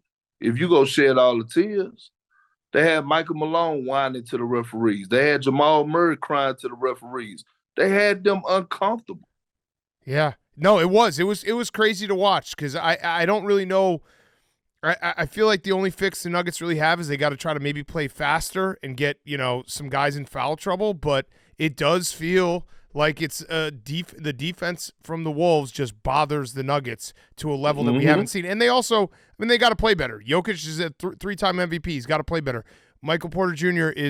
makes like $30+ million a year. He's got to play better. Like they've been tested for the first time in the last year and a half, and how they answer this test will tell you a lot. It'll show their true character. Yeah. Right? It'll show their true character. I mean, you never know what's their true character until they hit adversity. Yeah. Now all of a sudden, Jamal Murray throwing the heat pack on the down floor. Yeah. Yeah. was bad. It's crazy to watch because of how easy it has seemed for them in the last year and a half, really 2 years. They've been coming on like this. Also out west, Oklahoma City. You used a term that I really like about the Oklahoma City Thunder. We like watching them play. They're fun. You said that they play agenda-free basketball in Oklahoma City. Yeah. Can you describe what agenda-free basketball is and why it's beautiful to watch? Well, I'll tell you, it's not the same type of basketball you watch from the Detroit Pistons or the Washington Wizards. It's the complete opposite of that, right? Agenda-free basketball is when you're watching a team pass up good shots to get great shots, right? And you don't see that in a lot of young teams because everybody want to be the hero. When you're watching a team, guys pass up from actually getting an actual assist to just getting a hockey assist, the pass that's going to lead to the assist. Okay, defensively, you're watching a team that's talking, loading up, boxes and elbows, communicating switches, challenging everything at the basket. That's agenda-free basketball because they don't look at the box score to see what type of numbers that they're putting up themselves. The only number that they care about is whether or not they win the game or not. And so when I watch them, it's just a beautiful thing to see because they're clamping up. Luke Dortz is doing his thing, and they're encouraging one another. Let me tell you when you could tell, especially in basketball, when a team is together and they have no hidden agendas whatsoever. Just watch the bench. If you watch the bench, when the guys who are not in the game, if they up off the bench and they're clapping and they're rooting for their teammates, then you know that team is really, really special, and guys then lost themselves into the ball club. So Yeah. you played on teams, I imagine, that were agenda-free, and also teams that had agendas, that had players that had their own agendas. If you're on the bench and you're decide whether or not you're going to get into the game, you're going to stand up, you're going to be a part of that action on the sidelines. What is it about the players on the team that make the guys on the bench respond or not respond? Well, I think we respond to, and that's a great question, because when you're on the bench, you're always going to respond to what the average fan is not seeing, right? And that's the little things, whether, and that's the things that is rehearsed behind closed doors in the film room. So if a guy is helping out another guy and he sees a rotation and he rotates and he get a good contest or a great contest, and he's on his high horse from leaving in the paint and running out to the corner three to make a guy miss, that's going to get the bench hype, because we just went over this in the film room, right? It may not mean much to, a person who's looking for a highlight dunk or a crossover step back, but it's everything to the guys that's that's wearing the same jersey as you, because we was in that same locker room with you watching film room and knowing what the coach is preaching. Yeah. Now, if we see a guy that's trying to get his, then obviously, the vibe is different. Or we see, for example, if I'm a big man and I'm supposed to be talking to coverage on the high pick and roll and letting my guard know that the screen is coming, and for my guard to force it left or force it right, and I don't do my job and my guard get hit with a screen, and now the ball handler comes off and he have a clean 15-foot pull-up jump shot without anything happening, then I'm not doing my job. Right. That means I'm not engaged. That means I'm not focused. Yeah. Those are the little things that matter. So the Thunder crowd is incredible. We joke they lead the league in wearing the T-shirt, the free T-shirt. I didn't realize, but before the game, they have a T-shirt cam that basically shames everyone who doesn't put on the T-shirt. I like that. They just go around and being like, put on the T-shirt. When you were playing there, because you were on the Thunder at a similar kind of point where it's like a young team, a fun team, going deep in the playoffs. What is it like playing in Oklahoma City, and especially for the opponent? Is this I could curse on here? Yeah, you can say whatever the fuck you want. God damn it. It was fucking unbelievable. When I tell hey, look, when you the motherfuckers in OKC, that city, that state embraces you like no other, right? Because you're in competition with nothing else except for, colleges, but as far as on a professional level, shit, it's just you. Yeah. And it's just y'all. And so, man, just when you're doing things and you're winning, man, it's just a different type of vibe. Do y'all remember when, that franchise got to Oklahoma? Yeah. They used to have that meter because it used to be so loud in there. And it's a real thing. I mean, literally feeding off the energy of the crowd. And there's no disrespect to Boston, because Boston was great. I mean, they give you chills in the history. But when that city gets behind you and you're playing winning basketball and they start to believe, there's nothing like it. It does seem different down there. Did you have an MVP vote? Yeah, I did have an MVP and vote. who did you vote for MVP? I voted for SGA. Yeah. Mm-hmm. So you think he voted- should have won I MVP? Yeah, I voted for Shea because, listen, hear me out. Okay, Shea, last year, first of all, Oklahoma didn't even make the playoffs. They were this year they're the number one seed in the Western Conference. Okay, Shea is third in the league in scoring, averaging 30. He's first in the league in steals. He's shooting fucking 54% from the field as a shooting guard. Do you realize that they have big men that doesn't shoot that percentage around the rim? Okay, and then to top it off, when you look at it, it's like, damn, what else do he have to do? What else do he have to do? He has the best record in a tough Western Conference. A tough Western Conference where the 9th and 10th seed was 10, 11 games above 500. Mm-hmm. And so you think about what he's doing with the second youngest team in the NBA. I mean, how does he not get the nod? Yeah. So many guys were deserving of it, okay? Whether it was Luka, Jokic, even Jalen Brunson, Anthony Edwards, so many guys could have won the award, but I just thought what SGA did and how he carried this team and brought this team along, I was like, he's for sure deserving of the MVP. Yeah, he's had an incredible season. So we're watching. I think we can safely say the Celtics game is over. There's a minute left. There's a minute left. They've gotten absolutely smoked by the Cavs. Our producer, Hank, here sitting on the couch, he's a diehard Celtics fan. He loves you. But what do you say to him and to the Celtics? Because this is the Celtics are still the best team in the East. One game doesn't change it. But you can also say at the same time, when they look bad, it looks so bad. Hey, first of all, fix your body language, okay? It's going to be okay. Fix your body language over there on the couch. Yep. All right, there we go. Go ahead and sit up. Look, I'm happy that the Celtics lost. You know why? Because they need this. They need to be able to face adversity.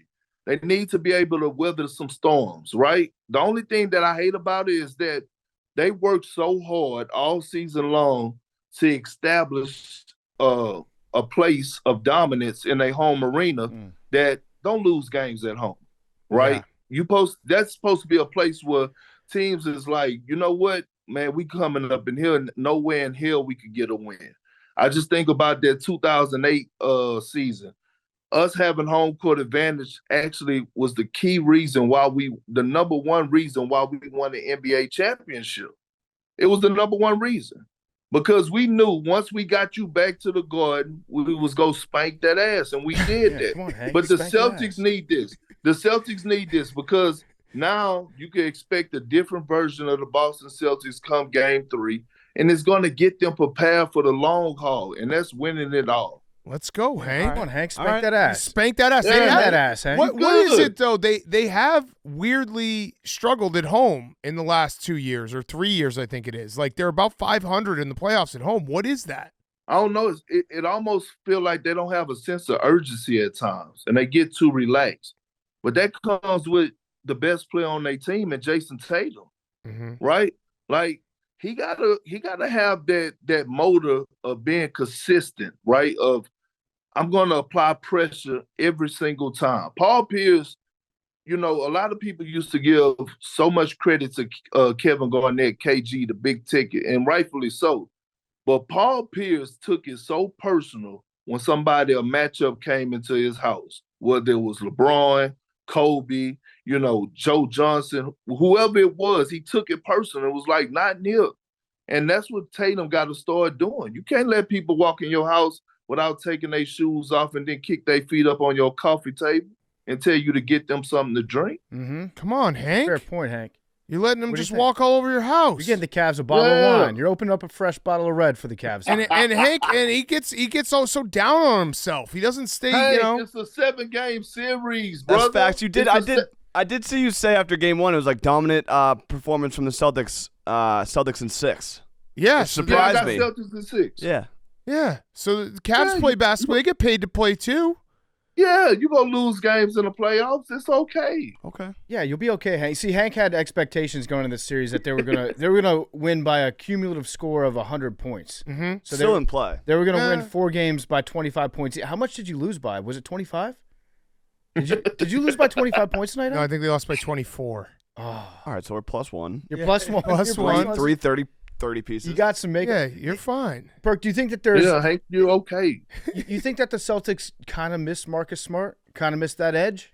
I mean, that's to be determined, right? Like, they got to complete the mission in order for me to say that. But again, they gave up Marcus Smart to get who? I mean, it's a fair point. I think that.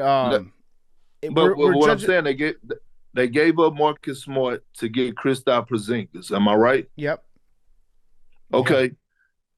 The one concern that I have for the Boston Celtics is, can Kristaps Porzingis be healthy for 4 7-game series? And right now, the answer is no. Yeah. They're going to need him. They can't win it all unless they have him, and he got to be healthy. Yeah. So speaking of health, the Knicks, who have been electric these playoffs. Your guy, Big Body Brunson, that's what you've given his nickname. Love that nickname. But now I feel like they got no one left. It's crazy. Mitchell Robinson's out. OG is out for game 3, questionable for Jalen Brunson. At what point is it like they're just losing too many guys? I know they're up 2-0, but it feels like, especially with their bench, they're just running out of bodies. I mean, they are, and it's unfortunate. Far as making a run, when you're trying to make a real championship run, you need a lot of luck, and that includes being healthy, right? But last night, Tom Thibodeau did an in-game interview, and they asked him about OG Anunoby. And before he turned off with that snarl and that fucking attitude, he said, "Next man up." That's been their mentality all season long. Mm-hmm. You got to realize, man, when it comes to Dante, Big Body Brunson, and Josh Hart, those guys were groomed right from Villanova. They know how to play the game the right way. They know how to compete at a high level. So those three have a different type of confidence that when they step on the floor together, they feel like they could compete and beat anyone in the league, and they have shown us that. Yeah. And they feel like they could make anybody around them better, right? We're watching Isaiah Hartenstein. He's going out there doing this thing, almost had a triple-double, last night. You're watching McBride come in off the bench in spurts and have big moments, being aggressive. And when you have that type of leadership, you're capable of winning any type of game. Yeah. Yeah. Well, in terms of Rick Carlisle and his comments after, do you think those were baby comments? Because I feel like that was a little too much crying. I understand trying to work the refs. Thank you. I understand. Thank Yeah, you. but that was too much. Like, don't give up 130 to a Knicks team that has 4 guys. Now you preaching. Yeah. Now you preaching. Again, look, you're mad at the refs, right, for reversing a call that it wasn't a double dribble, but you're not mad at yourself, right? You're not mad at yourself. Look, my grandmother, I love her to death. She got Alzheimer's, right? And, it's part of life. But she would have remembered to put T.J. McConnell back in the game. Damn, Rick Carlisle, you didn't forget not one time. You forgot twice. Yeah. You didn't put him back in the fourth quarter for game 1, and you didn't put him back in the fourth quarter for game 2. He has been probably their best player to guard Jalen Brunson. And Jalen Brunson has been having it his way in the fourth quarter. You didn't even think about putting him back in. And on top of that, listen, I understand the Knicks, their mindset, the way that they attack the offensive glass, but you're not going to say nothing about the offensive rebounds, especially late in the fourth quarter. Like, it's things that he needs to be worried about and addressing for us with his team, then he'll be crying about the officials. Yeah. And then the last thing, the small market BS. Dallas and Oklahoma City playing against each other, right? Yeah. Minnesota playing, huh?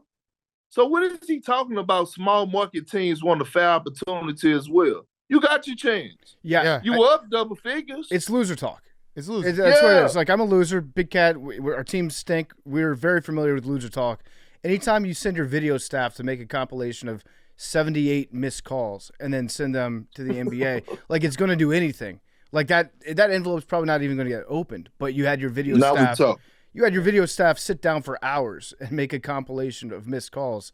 That, to me, seems like you're fighting a losing battle, and you're spending a lot too much energy fighting that losing battle. Yes. Yeah. We're going to get back to Perk in a second. He's brought to you by Part of My Cheesesteak. I love Part of My Cheesesteak. It's delicious. We ate a bunch of them the other week. I'm going to get some this weekend, actually. Saturday's a cheesesteak day. Yes. A lot of good sports on TV. I'm going to treat myself to Part of My Cheesesteak. It's a pickup and delivery-only restaurant bringing you craveable cheesesteaks, tenders, loaded fries, and desserts for lunch, dinner, and late night. Hank, I know you've been working out a lot. Max, I know you've been working out a lot. Big Cat, have you been working out? I have. So it's workout season. That sounds legit. Mm-hmm. Big Cat, you've been working out a lot, right? I have. Yeah, so we've all been working out. Part of My Cheesesteak has twice the protein of other cheesesteaks. I'm just going to say. They've got better protein. I don't know if it's twice. Their protein's better.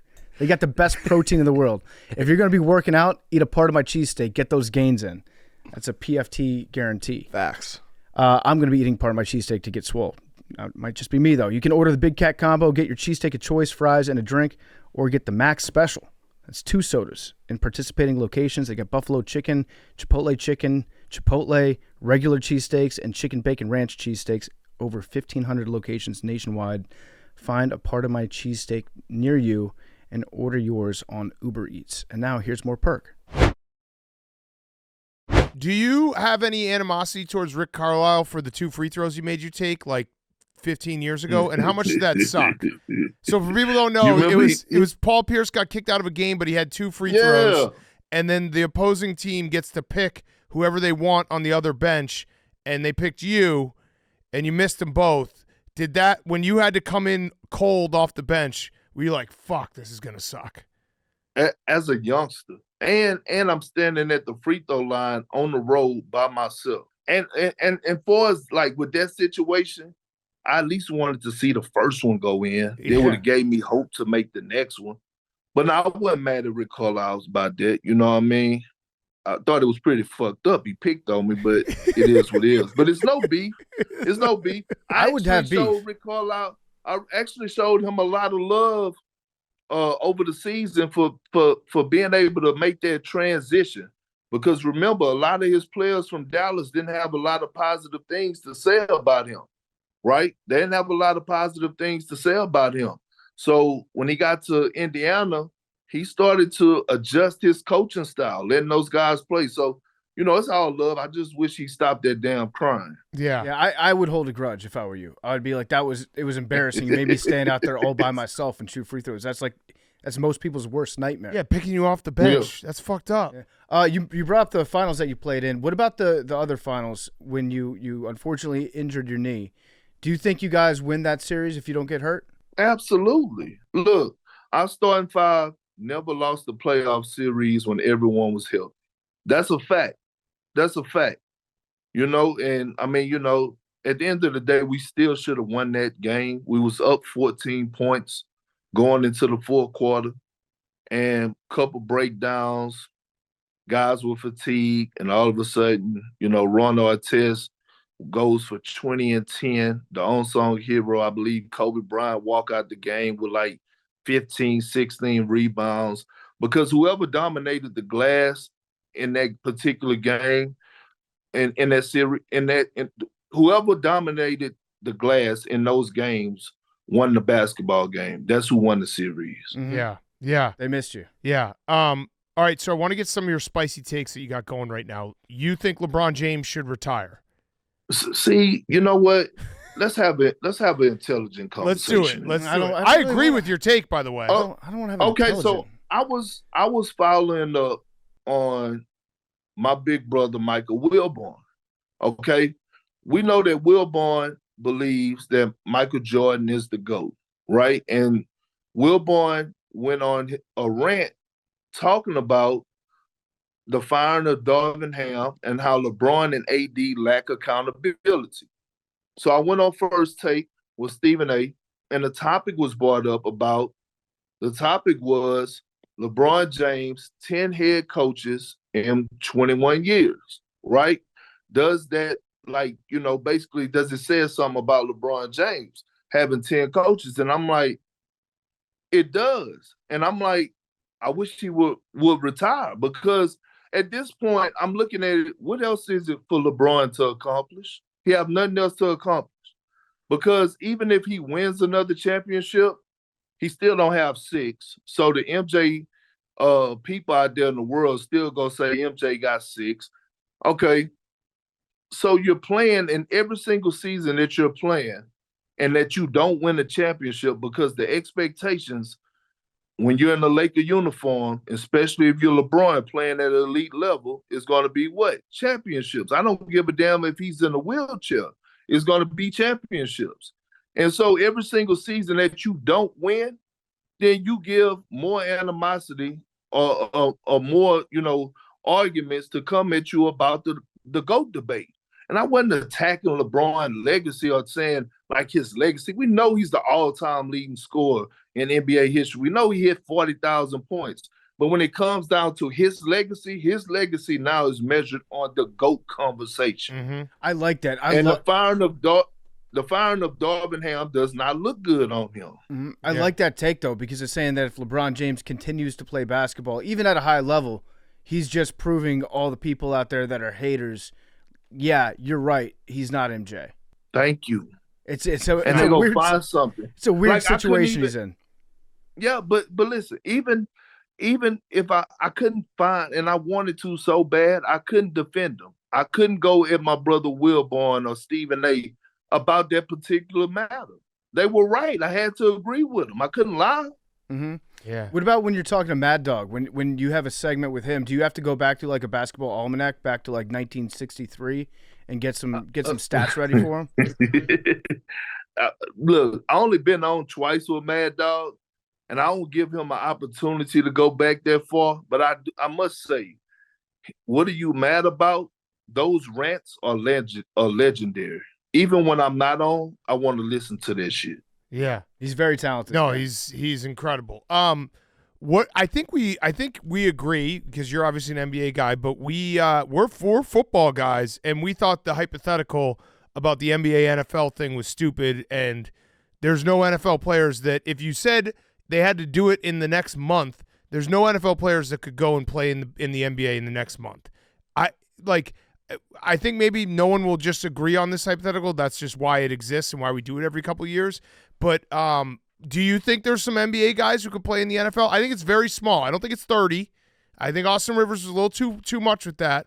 But I also think there's 0 NFL guys who could play in the NBA next month. How did we get here? It's a July argument. We should have done it in July. Right. But you know what? Look, I have a list. I have 5 players. I think I got 6. I did a big list today of 5 players. I said Marcus Smart, Anthony Edwards, Russell Westbrook, Jalen Suggs, and LeBron James.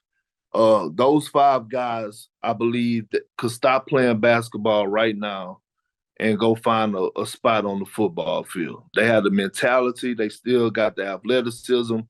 You know, they got the size. They can go find a spot. And I forgot one key person, Luke Dort. Yeah, Luke Dort could go find a spot as well. That's it. I couldn't really, like, after that, I was like, nah, he too soft. Yeah. He can't get it. Yeah, like, nah, but I was just like, you know, and Austin actually was supposed to be in today, but he called in sick, talking about his stomach was hurting, or whatever the case may be. So they're like, Perk, we need you to do the big list. I'm like, it's not even my fight. Yeah, but damn it, you're in it.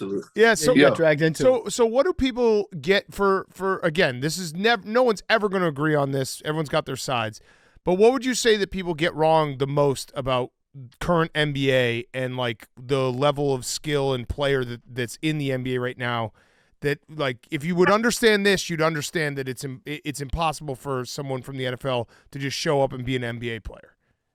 Well, I think it's more so like the coordination part of it, being able to do it behind the back, between the legs, step back on a consistent basis at an efficient level, right? Like, I think, you know, they take that for granted. And it's the IQ of the game, right? Being able to do it in that moment, right? Being able to have a guy on your hip and, you know, come around us, pick and roll, keep them on your hip, and split the defender with a crossover in between and left hand scoop, like the coordination just on a different level. But I don't want no smoke with any of the football guys. Okay, Big Swagoo and JJ Watt and, you know, Myles Garrett. Look, man, we all cool. Big Perk cool, man. I respect everything that y'all are out there doing on the football field. I want no smoke. Yeah. I feel like you could have played, though. You would have been the answer to that question back in like 2008. Yeah, hey, I'm telling you, tight end and DN, I was a problem. I was a problem. Texas football, baby. Friday night light. Uh-huh. I also think it's and I understand it. NFL players get they're upset because they think like their toughness is being questioned. No one ever questions the toughness of it. Being in the NFL is an insane thing to be able to do, and that's why I thought like maybe a couple guys. Like there are a lot of guys in the NBA that if they got hit, they would be like no mas instantly. Yeah, for sure. Yeah. For sure. I mean, they know Mars instantly right now in the NBA, let alone the NFL. Yeah, Right. they would not like Anthony Davis would not like going to training camp and getting hit in training camp for sure. No Yeah. chance. It's a guarantee. You had Suggs number 1, right? Jalen Suggs. Is that because he's got cousins, right? Terrell Suggs is his cousin. No.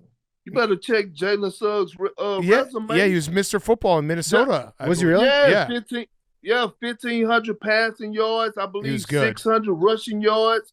Threw for 12 touchdowns. He was ran really for 8. good. Yeah, he was really good. He was recruited by Ohio State and Nebraska. Okay. Yeah. No, he was really, and, really good. And Terrell Suggs is second cousin too. there we go. Yeah. Okay, good list. Yeah. But no Giannis on the list. Yeah. I don't know. I like once you start getting to that level of being like 6'8" and above, I got to see footage on it. Yeah. I saw LeBron James play football in high school. I saw what he did in Ohio. Like, I ain't seen Giannis play football. I don't know. I don't know if he could play receiver and catch. I don't know. Yeah. Somebody else tweeted me a really good idea, I thought, for that debate, which was Wimby under center on the goal line. Just snap it to him. He sticks his arms out. It's a touchdown. It's like the Drew Brees, except you don't have to jump. Yeah. Not a bad idea. So who do you have in the finals, and who's your champion this postseason? So I got the Celtics coming out of the East. I got the Minnesota Timberwolves coming out of the West. And I got Anthony Edwards, Finals MVP. Whew. Minnesota taking it all. Okay. At 22 would be quite something. Yeah, but he got an old soul. Yeah, He got an old soul. he does. He's different. He's different. Don't he make you like? Don't he make you look forward to watching basketball yeah. when he plays? Oh yeah, I can't wait till tomorrow. yeah. I was upset when game Yes. 2 ended because I said, "Damn, I gotta wait all the way to Friday to watch this man." Yeah. No, I've been saying that all playoffs. Like when it's not an Anthony Edwards night, I'm kind of bummed out.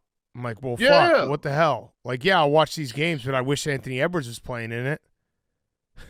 Would be nice. Hey, I got a dumb question for you. Kendrick Lamar versus Drake. Do you have to take Kendrick's side just because of the name? No, but I actually like Drake delivery better. I think Drake came, the way he put what he put into it. Like with Kendrick Lamar, I kind of got to be like, let me put it on. Let me repeat and listen to this again. I kind of get lost, but Drake kind of, he simplified for you. He shoot it out there, and do what he do. I just hope that it ends. Yeah, I'm like, yeah. when is it gonna stop? Yeah. Okay, the first one Drake shot out there, Kendrick responded, Drake responded, Kendrick responded. I'm like, is this about to be an all summer thing? Because I don't have time for this shit. They're both gonna accidentally do an album. Yeah, shit. Whoops. Kendrick's just going to keep going after him, I think, just like every week, another Drake song. I just thought maybe because, Kendrick is a somewhat unique name, like that you just be like, I got to ride with Kendricks no matter what. No. Okay. Actually, I try to shy away from the name Kendrick and get called Perk. Yeah. Perk's good. I like the name Kendrick, though. Perk has no negative connotations to it. Yeah. Yeah. Okay, Perk, we love having you on. This is always so much fun whenever you're on. I had one last question for you. It's a Rhoback question, RHOBACK.com. Promo code TAKE, 20% off your first purchase. Q-Zips, polos, hoodies, joggers, shorts, Rhoback.com, 20% off. So my last question is, and this is maybe just an excuse to get to hear you say the word dog again. Can you give us your top 3 dogs right now in the NBA? Oh, that's a great. Okay. Great. Yeah. Well, number 1 is gonna be Anthony Edwards. Yeah, Rottweiler. No teacup poodles. Okay, Rottweiler. Now it's a certain type of dog you got to be. No teacup poodles. Mm-hmm. All right. I'm gonna go Anthony Edwards. I'm gonna go Jalen Brunson. Yeah. Big body Brunson. 6 foot, not athletic, leading the playoffs and scoring. You got to be some type of damn dog. Damn it, he's that. Mm-hmm. And number 3, I gotta go with Josh Hart. Oh. Okay. So the Knicks lead the league in let me dogs. explain why. Yeah. Josh Hart then played 4 consecutive games without getting a minute rest, Yeah. and still when he lead the game, he still got more in the tank. It's crazy. He's He's the best rebounding guard in the playoffs. Imagine averaging over 11 rebounds at 6'5" in today's game. You gotta have some type of, you know what I'm saying, some real dog in you. Shit. Yeah. Yes. He You ain't absolutely barking, do. he bite. For a guy that's 6'5" to average that many rebounds, is it more about his dog, or is he also like a sneaky smart player? Is he an intelligent dog? No, because he gonna get that in traffic. It's a difference if, Biggs boxing out. No, when you're going to get offensive rebounds and snatching them in traffic, when you shoot a free throw and you miss your own free throw and you go get an offensive rebound and put it back, that's having a dog mentality. Mhm. There's nothing else past that. Yeah. Dog that plays in traffic. So the Knicks lead the league in dogs. I like that. Yeah. Yeah. They got 2 dogs. So I mean, think about it. My top 3 dog list is pretty damn good. You got Anthony Edwards, who's undefeated in the postseason right now, right? Who just knocked off Kevin Durant. Told him about it. Okay, he told him about it. Oh yeah, you're my GOAT, and then knocked him off. Before the series, he said, "Oh, everybody, think that Bradley Beal and Devin Booker are the best 2 guard in the league, but I feel like I am." And went out there and bust their ass. That's having a dog mentality. And now he's telling the world, "Oh, Jokic, yeah, we gotta be on our P's and Q's. He's the best player in the world." And then he goes out when he's doing what he's doing right now to the Denver Nuggets. Yeah. It's all facts. Dogs. And Jimmy Butler's like, he's a dog. He's definitely a dog, but he's the dog that's like behind the fence and doesn't actually have to get into the fight, and he just does the barking. Yeah, but he in the dog house because he got the crib. Yeah, a lot of dogs. Yes, he is. He barking from the house. Yes. You know, you got some of them dogs. You go to your partner house, or when you was young, or your friend house, or your neighbor house, they have a dog barking, but he never come out the house. Yeah. His dog house. Yeah, that's Jimmy right now. So you're walking by in the street and you're getting barked at. Yeah. Yeah. Yeah. Beware of dog. Yep. Yeah. All right. Well, Perk, thank you as always. We love having you on, man. You're the best. And good luck with the rest of the playoffs, all the shows you're doing. You're working hard. You watch games. I know you have that beef. Is the beef squashed with Chuck? I mean, it wasn't no beef. I just told the truth, and they got in their feelings about it. And I wasn't trying to take a shot at them. It just came out naturally, you know? When they was talking about the Knicks, and I was like, they don't know a damn thing about the Knicks because they don't really watch basketball. Yeah. And, whatever. Yeah. I got bigger things and other things to worry about, like actually focusing on the game of basketball. This is the most crucial time of the year. Yeah. Oh, I had one last question. Your running mate, I know it's a sensitive topic, but Big Baby Davis, he actually said today that he's going to be able to go to prison and not eat cheeseburgers, so he's going to get in shape. Do you still talk to him at all? Yeah, I actually talked to Big Baby about 3 days ago. Yeah. How's he doing? 3 days ago. And it wasn't nothing. It was just a phone call, checking in on him. I ain't even asked him about the situation. I knew he was dealing with it. But Big Baby, man, he from Baton Rouge, Louisiana. He's gonna handle that time. He go do the time. The time ain't gonna do him. Yeah. Mm-hmm. Yeah. Yeah. And I mean, it is a great spin zone to be like, I'm probably just gonna get in really good shape. Yeah. I mean, he go do it and come on home. Yeah. Yeah. Maybe make a comeback. Read a few books. Yeah. Yeah. Big 3 back out there. All right. Well, Perk, thank you again. I know you got a crazy busy schedule. We love having you on, man. I appreciate y'all, fellas, and keep up the great work. Real talk. Welcome back to another Firefest of the Week, brought to you by our good friends over at Morgan & Morgan. You know what really sucks? Making a promise that you're going to dunk in 9 months and then having to pay a lot of money for it. You know what else really sucks? Backing your car up into a telephone pole that somebody didn't paint in cautionary yellow in the parking lot. Just driving head on into it. No, not head on. It's called backing it. T-boned. Yeah. T-boned. Backed I into got it, T-boned. then You wouldn't know drove anything into about it, and then T-bone. backed into it again. No, you're more of a hamburger helper guy. I'm a T-bone guy. You know what doesn't suck? Calling Morgan & Morgan so they can help get you what you deserve. They can't help any of these Firefests that we've had in the past, unfortunately, although they might be able to sue Hank for my car. I'll look into that. They can help fight to get you full and fair compensation when you are injured. Their fee is free unless they win. For more information, go to forthepeople.com/PMT or dial #law #529 from your cell phone. That's Morgan & Morgan. You can go to forthepeople.com/PMT or dial #law #529 from your cell phone. If you're injured, hit up Morgan & Morgan. They will fight for you. Their fee is free unless they win. Okay, let's wrap up. We got Firefest. I'm very excited about Hanks. Henry. Also, Memes is out on a bachelor party. Jake is calling golf all weekend. Go listen, please. We're very proud of Jake. He's PGA Tour Live. Yeah, crushing it. he's calling Max's group. Yeah, he's calling Max's Homer's group. So He's been crushing it with the golf coverage. Been picking up. What is this? His third tournament this year so far. So please go watch. So it's just me, PFT, Hank, and Max here. Max has a Firefest for us, but Hank, we always start with you. So go ahead. Yeah, I have a couple. The first, Memes isn't here, but he, Mr. Pear, 2 nights in a row, Jinx. 2 heartbreaking, Correct. mega chokes. mega choke The left. fact that it was back-to-back, he had the Stars 2 nights ago. They blew a 3-goal lead. And then he had the Oilers last night. He had Hezzy Hay to pick the Oilers. Yep.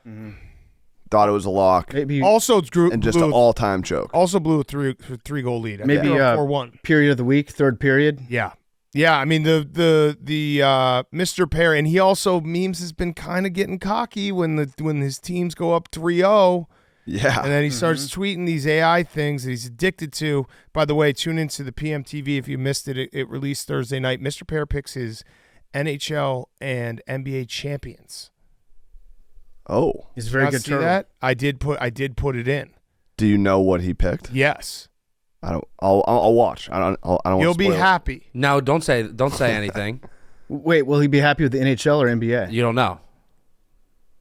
Maybe both. You have to tune in to find out. I hope he picks both Boston teams. Me too. Well, But do you though? Because he kind of sucks right now. well, as long as Memes doesn't do the AI, which I'm sure he will now, because he wants to Jinx you. mush me. Have you noticed that Memes is getting very, very protective over Mr. Pear? Noticed. It's crazy. Like he won't let anybody look at the turtle. Right. He's like, "What are you doing? Where are you And doing?" He's sleeping right now. All he does is stare at it. He's like, oh, still sleeping. I think he's in love with Mr. Pear. I like how this is the most we've ever talked about memes. When No, it's the one joke. So I was walking into the show the other day. I came around the corner and Memes was kissing Mr. Pear on the lips. I think he actually, when he takes Mr. Pear home, he just puts him in his the front of his underwear. Mm-hmm. Drives him home that way. That's how they sleep. That's his bed. Yeah. No, Mr. Memes is obsessed with Mr. Pear, which is good. That's good. It's very good, but it is a little weird. Because it's I a think turtle. I think it's a good. turtle that does nothing but sleep and shit in its own water. He's also very cute though. Yeah, no, he's the cutest. My other Firefest, which I alluded to before we recorded, is that I might get caught up in some legal action. I'm not sure how this works, but I parked at the airport when I went home this past weekend, and I came back was pretty hungover coming back. It was just like it was a struggle getting on the plane. I told the guy next to me that I had food poisoning in case I puked. Probably just reeked like booze though, so I don't think I was really hiding anything. So embarrassing. Yeah, no soda zone. I fell asleep. No worries. Get back to my car in the airport, had a boot on it. Oh. Oh, no. And it's because, which I still am trying to figure out, it's not easy dealing with the DMV, but I guess I had red light, Oh, yeah. car violations. Oh, yeah. But I hadn't got anything in the mail. Have you checked your mail? Yes. Okay. So I think it's like when I moved, somehow my address didn't update, or it was violations I didn't know about. Had a boot on my car.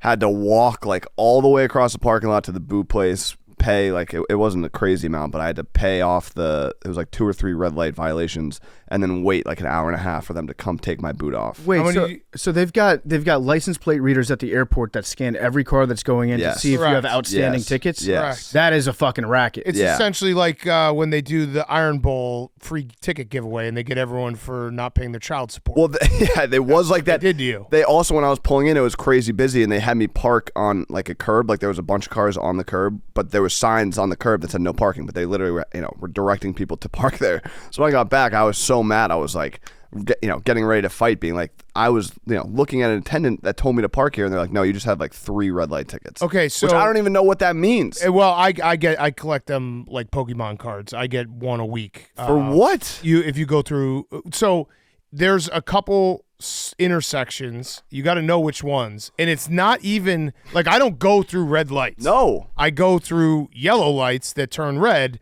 and they'll if it's red while you're in the intersection, they will snap your picture. And I'm doing this at like 2 a.m. on Sunday nights when we leave, and there's no one on the road. Yeah. but it doesn't matter.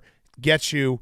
It's a fucking racket. But you get them in the mail. I get them in the mail. one thing that I've noticed about Chicago and the drivers here is Be careful with this. No. I got cooked online for this, and it's bullshit. Okay, a couple things. This is niche Chicago. A couple talk, things. but- I'll start out. I'll do a shit sandwich. So the nice part first. People are very good about waving you in. Yep. People love to wave you in. If they'll stop for you, let you make a turn. If they know that they can't get any further because there's a traffic buildup in front of them, they'll let you right in. Love that about Chicago drivers. Very nice. The left turns. Mm-hmm. When the light is turning red, when it's yellow, I come from a place, I think most people grow up driving where you go out into the intersection, you make the left turn maybe right after it turned red, right? That's totally fine. In Chicago, you've got like 4 cars that make that left after Yeah, it's you already pile red. up and you're ready to go. Everybody All you makes got to that do is left. just basically be in line and you can make it. Yeah, if you're there, you can do it. But with the red light cameras, Hank, I had my car booted in a McDonald's parking lot when I just stepped out of it.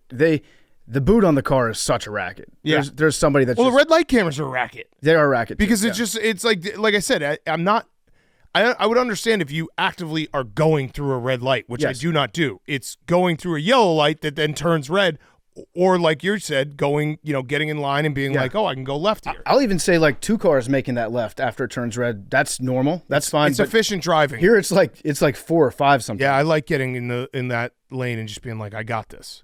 This was like 2 or 3 weeks ago. I tweeted this because it's insane. You sit at the red light and you see the red light goes red. 4 to 5 cars. Yeah, like, but that's well past- good. It's just insane, and PFT's right. It's only in Chicago. Like I have literally driven across this entire country. Have driven my entire life, and I tweeted one thing I've learned driving in Chicago: everyone turns left on red right after it switches from yellow. It's just an unspoken thing a car 3 does every time.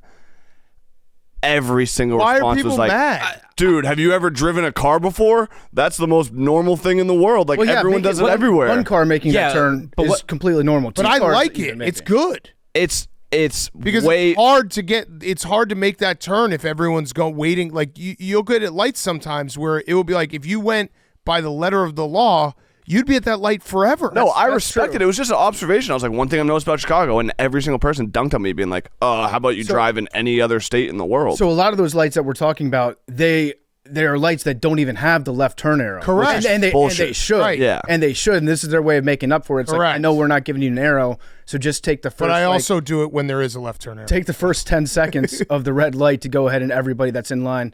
If you're in line, stay in line. You can make that left turn. Yeah, I would take what happens here over what happens in New York any day of the week because New York people will do that, but you can do the left turn thing if you're like the 4th in line, like PFT was saying, but you do it knowing that you're able to go down the next street.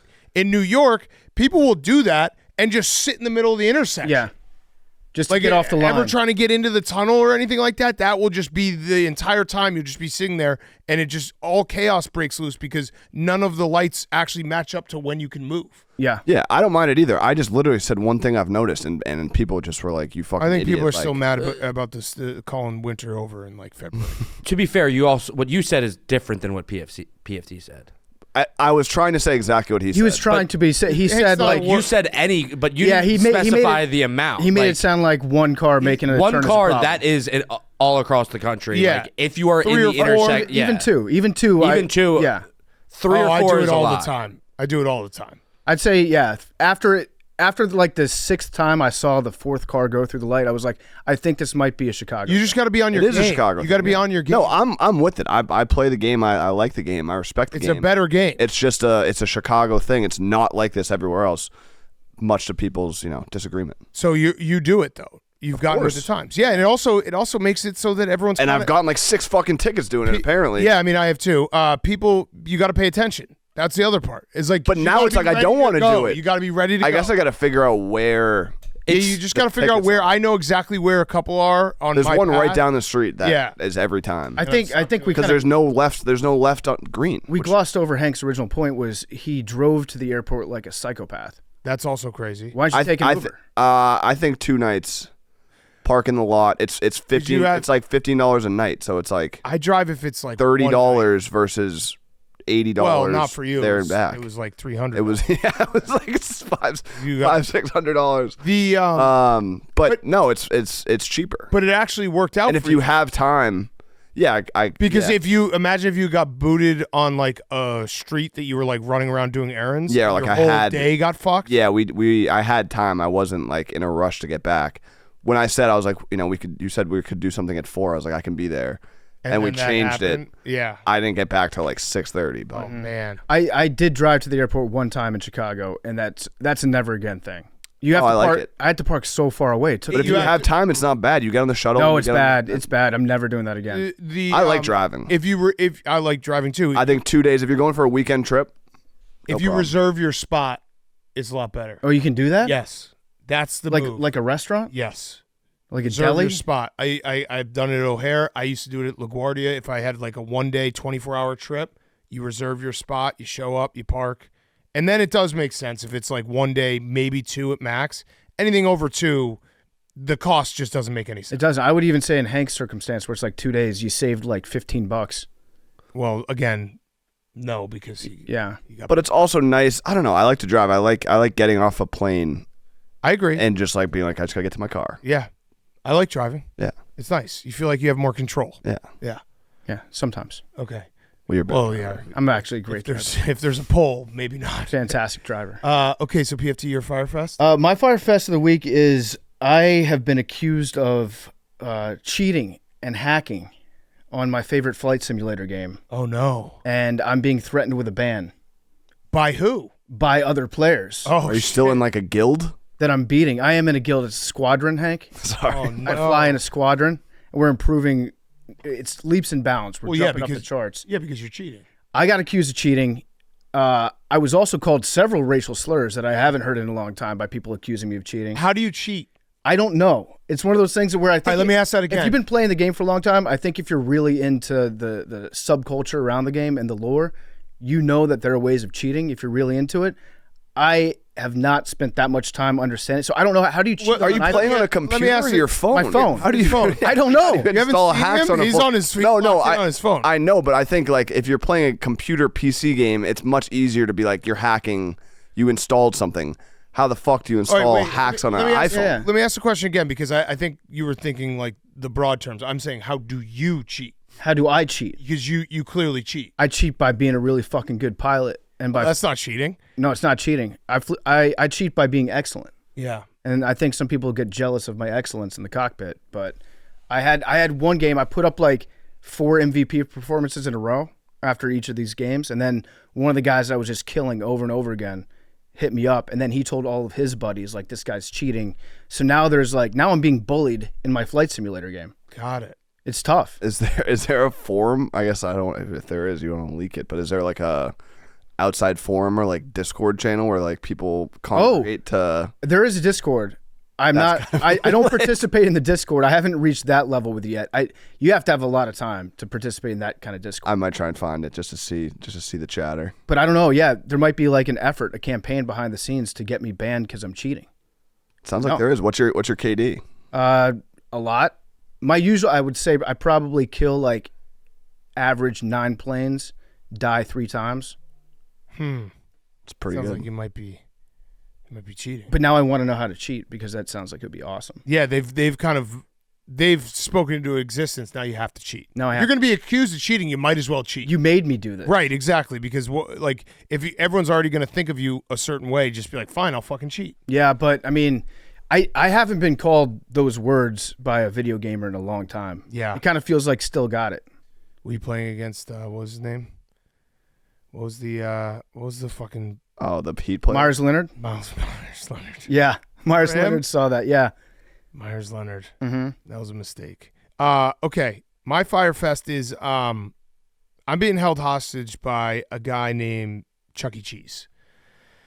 So what is Chuck E. Cheese's real name? His name is Chester? His middle name, the E stands for entertainment. Entertainment. So therefore, his name is Charles Entertainment Cheese. Yeah. So I took my kids. I thought that place closed a long time Dude, ago. it's not. Yeah, it's not closed. It might be back, It actually. definitely went bankrupt or It- something like a few It's years not ago. closed because I've been a couple times with my kids, and I don't know what happened, but my daughter, my middle child, she just thinks every day we're going to go to Chuck E. Cheese, and I have to basically negotiate with the terrorist every single day that today's not the day we're going to Chuck E. Cheese. And I've taken her many times, like more. I've gone to Chuck E. Cheese more than anyone should go to Chuck E. Cheese in the last few months, which is, I think, 2 or 3 times.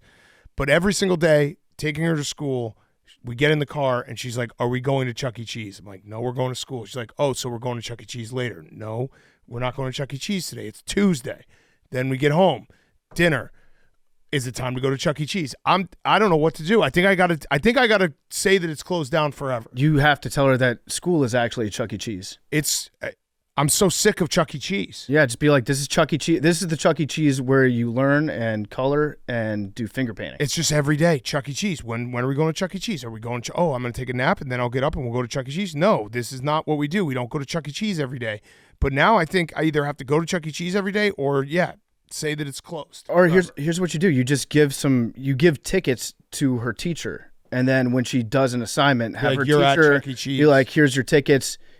You're at Chuck E. Cheese. If you want, you can redeem these for like a tiny plastic dinosaur at the end of the day. Yeah. Like turn every place that she goes into Chuck E. And we're going to do a birthday at Chuck E. Cheese for her. So now it's going to just reignite the love for Chuck E. Cheese. Yeah. Chuck E. Cheese does rock. It does rock, but I can't do it every day. Yeah. And I've been asked, I would say 16 out of the last 17 days I've been asked, when are we going to Chuck E. Cheese? This is why you never do anything fun with your children. I know. They want to go to you do one thing. You gotta do once. like the mind. I'm trying to think. Like I feel like I would get told like if you don't talk about Chuck E. Cheese, maybe we'll go. Yeah, I don't. But think then that she's would just work. going to be thinking about Chuck E. Cheese. Yeah. It's almost worse. Yeah, and it's like she won't be able to focus on anything else besides Chuck E. Cheese. Like, don't say Chuck E. Cheese. Like every time you bring up Chuck E. Cheese, we're not going for another day. I'm basically living with the Buster's guy in a 3-year-old girl body where she's just like, but you love Chuck E. Cheese. You could turn your entire house into a Chuck E. Cheese. But yeah, we could just build an arcade here. We could do a Chuck E. Cheese arcade here. Yeah, get Pasquale the parrot. The craziest thing is it's not even fun for her. I thought there was like a huge like. When we go, it's not like she's not at the point where she can play the video games. Yeah. It's not really that fun, but There's a ball pit, right? There's no ball pit at this Chuck E. Cheese. Oh, what's the point?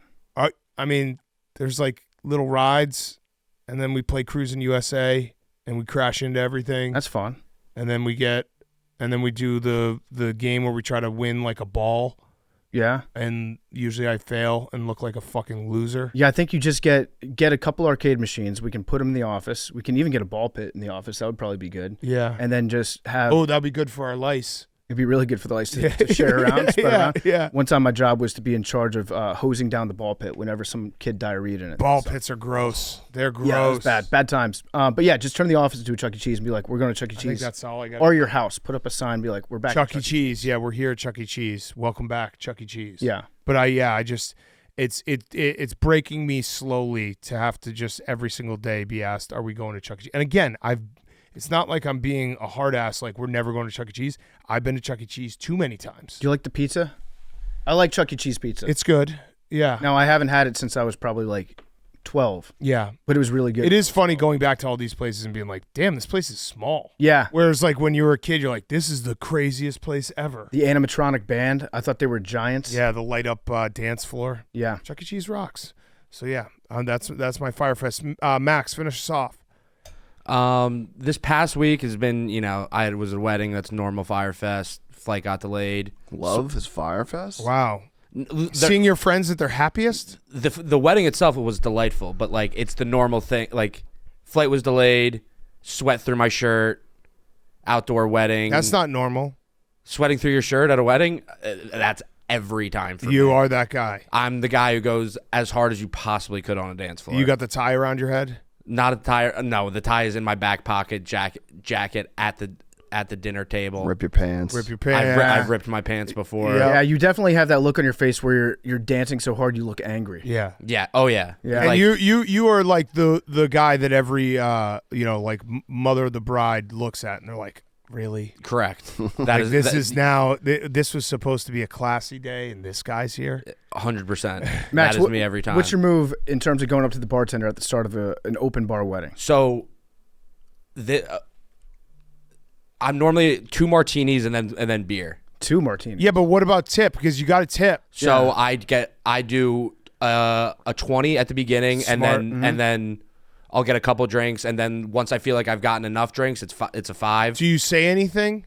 I hate the people never who say- say something. No, I never say anything. But Yeah. the bartender always knows the 20. The person who gives Yes. the Yeah. 20. You have to. Sometimes you have to wait though to make sure the bartender sees you put the 20 in. Yes. I don't know if bartender. I assume any bartenders listening to this show back me up if I'm way off, but they have to hate whenever someone gives them a 20 and they're like, "Take care of me for the rest." Keep them coming. Oh, Yeah. yeah, That's the the worst. fucking That's the worst worst. guy in the world. Like, what do you mean, take care of me? You're gonna get it's open bar. Yeah. It's almost worse than not tipping because that you're saying drinks that flowing. you're saying that your $20 Yeah. will direct the course of this employee's evening for the rest of his night. And also, everyone's like, $20 isn't an absurd No. amount of money. There's probably 20 people there who are giving him $20 to start the night. It's like the dude when you go on vacation. Like, there's always one dude around the pool that thinks he's like best friends with the locals because he gave him a tip the first day.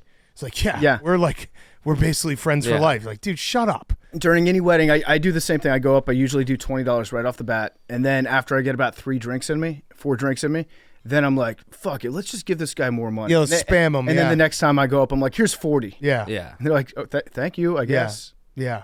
And they, from their perspective, they just see a bunch of people all dressed the same. Yeah. They don't even recognize who's giving what. Remember me, I'm the guy that's wearing the tie. Yeah. Remember me? I'm the sweaty guy. Yeah. So wait, what was your Fire Fest? So my real Fire Fest is like a year-long Fire Fest that has happened again this week. I'm in a battle with my deli guy at my grocery store. Oh. I don't know if it's Chicago or if it's my specific grocery store that I go to, but I go to the deli thing, I get my turkey, I get my cheese, but I like my cheese very thin. So then you got to say it. I say it every time. Every time I go in there, I'm like very, very, very thin. And the guy will like give me a slice of cheese and I'm like a little bit thinner than that. And then once I go home, it's always thicker than when he gives it to me. Wait, you make him recut the cheese? No, sometimes they give you a sample. Oh, okay. Have you ever? But wait, like, so what do you say? Max Say- is big on cutting. And how does this tie to a wedding? Say no, what- this is what I. he's a sweaty this- guy and he wants his cheese thin. No, the wedding. I wasn't ready. I wasn't going to talk about the wedding. I was just going to say like this past week. That's my Fire Fest of the week. Was Got like it. the normal wedding things, but like year long, I've been thinking about this Fire Fest of my battle with this cheese deli for All right, like wait. every time Fire Fest so comes role along. play. I'm the guy who's cutting your cheese. Hey, what can I get you? Hey, can I get the All right, white? you already. Hey, can I- I'm already done with you. Hey, can I get Spit it the out. white American sliced very, very thin? I think you got. I think. I do two varies. I think "very's" the wrong word. I think you What? say extra thin. I Very special thing. yeah. Very is just not extra. If I do two varies, that There's should no mean difference between that very should and mean extra. very No, thin. extra feels like if you say, "Hey, can I get some cheese? I like it cut extra thin." Maybe hold up something in comparison, like I want it to bring be a sheet slice of paper. bring a sheet of paper and be like this thin. Is Yeah, what I'm you're looking you're Show the Jim, see through. Jim Nance's toast. You need to just get it Oh, it yeah, perfectly cut, and then just hold on to that slice of cheese for the rest of your life in a Ziploc bag in your pocket, and anywhere you go, you can be like, "Look, this is what I like." I think you got try extra. Extra, okay. Just Can't try you try a extra. different deli too? No, but just No, but I'm not going to go to different grocery let me know stores. how extra works. I think for some Wait. reason, someone saying very, very thin is just. But wait, if it's white American cheese, that's a very moist cheese. Yeah. Right? It might not be possible to cut white American cheese as thin like as you Not want. true. You might be asking Not him to true. do an impossible task. I mean, at the Acme in Philly, they get it that thing as thin as shit. Well, then maybe you should just order your cheese Cheap-ass from the cheese. Acme in Philly. Yeah, just say extra thin and let me report back. Okay. You know what? Max, when's your birthday? This month. Oh, I'm going to get you a cheese slicer. So you can cut your own cheese as thin as you want it. I don't even know how that's possible. what do you mean? You don't think you can buy a Like- cheese slicer? like- But you're going to complain about somebody else doing it not thin enough for you? That's their job.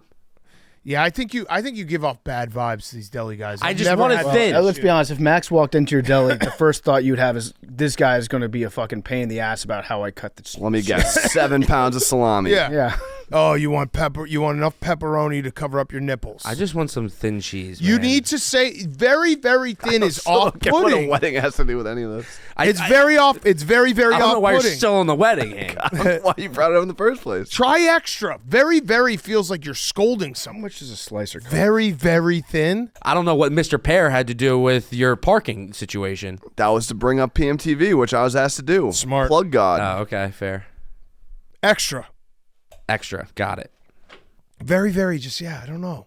I'd be bothered by very, very. It feels like you're really kind of talking down to me. Like I don't know. Okay, what, that could be 'cause- okay. 'cause I haven't don't- thought about it like that. Right, because when you say very, very, it's like, Very, very dude. every show. Well, that's a very, very special guest. When you say very twice, it's like, hey, buddy, I got it the first time. Okay, no, I don't. Is hate it the that. sing guy every Yeah. time? No, it's different. All I right, think let's it's get just, extra. Let's get extra mixed in the lingo and report back. Is it a deli or is it a deli in a grocery store? It's a deli and a grocery, like And the maybe deli it- counter at the grocery store. And maybe a little please and thank you. Oh no, I do. I am polite. Do you tip him? But your whole tone and vibe is Who? angry. Are you supposed to tip the deli counter? at Maybe the you cut grocery your store? cheese. Yeah, the maybe way that say, you like hey, Hey. hey, take care of me for the rest of the time, all right? Yeah. Remember this face. How much do you go to this guy? He eats a lot of cheese. They should teach I tipping go to in the grocery school. store. I probably get cheese every other week. Go to the grocery store once a week. I think actually they shouldn't teach tipping in school. Because never know. It's There's- actually a good litmus test of like were your parents shitty or not. If you're a bad tipper, But there's things where you don't know, like, what to tip. Do you not tip? give me what are you talking about? Deli. No. No, I don't think you usually do. If there's a jar there and I've got like a $5 bill, I put it in. Yeah, or if it's like you're doing, I would tip if I was doing, going to a deli and ordering so much stuff for a party that it was, when you have to ask for a ton of stuff and you hold up everyone else because your guy's like running back, like, oh, and I'll take this and I'll take that. That would maybe be a tip. Do you do 20% at a restaurant, obviously, when you order takeout? Yes. 20%. Takeout or delivery?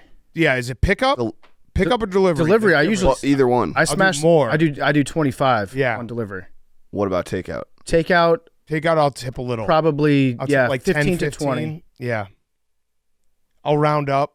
I got soup on Tuesday night. I got ramen soup. I did 20% on that. Yeah, because like they're still making the food.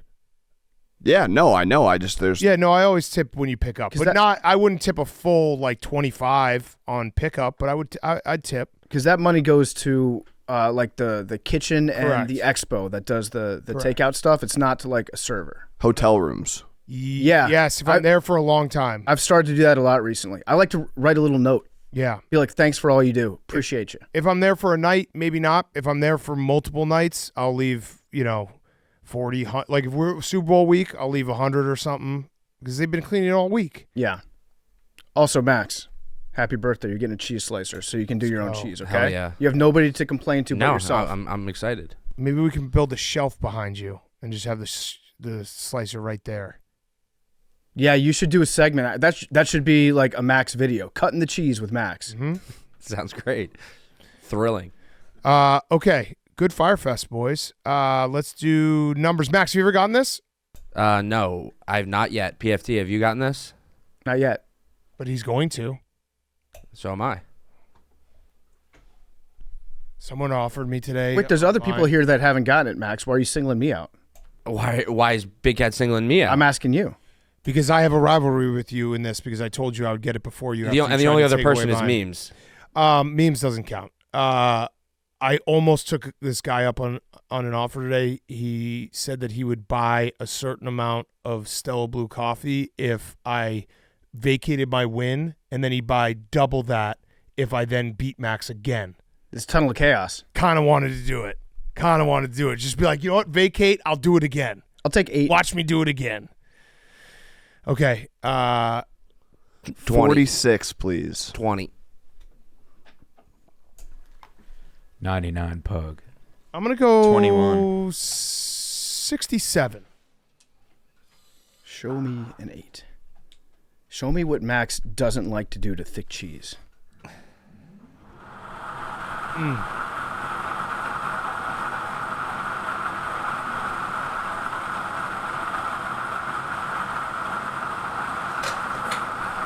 $38. Love you guys.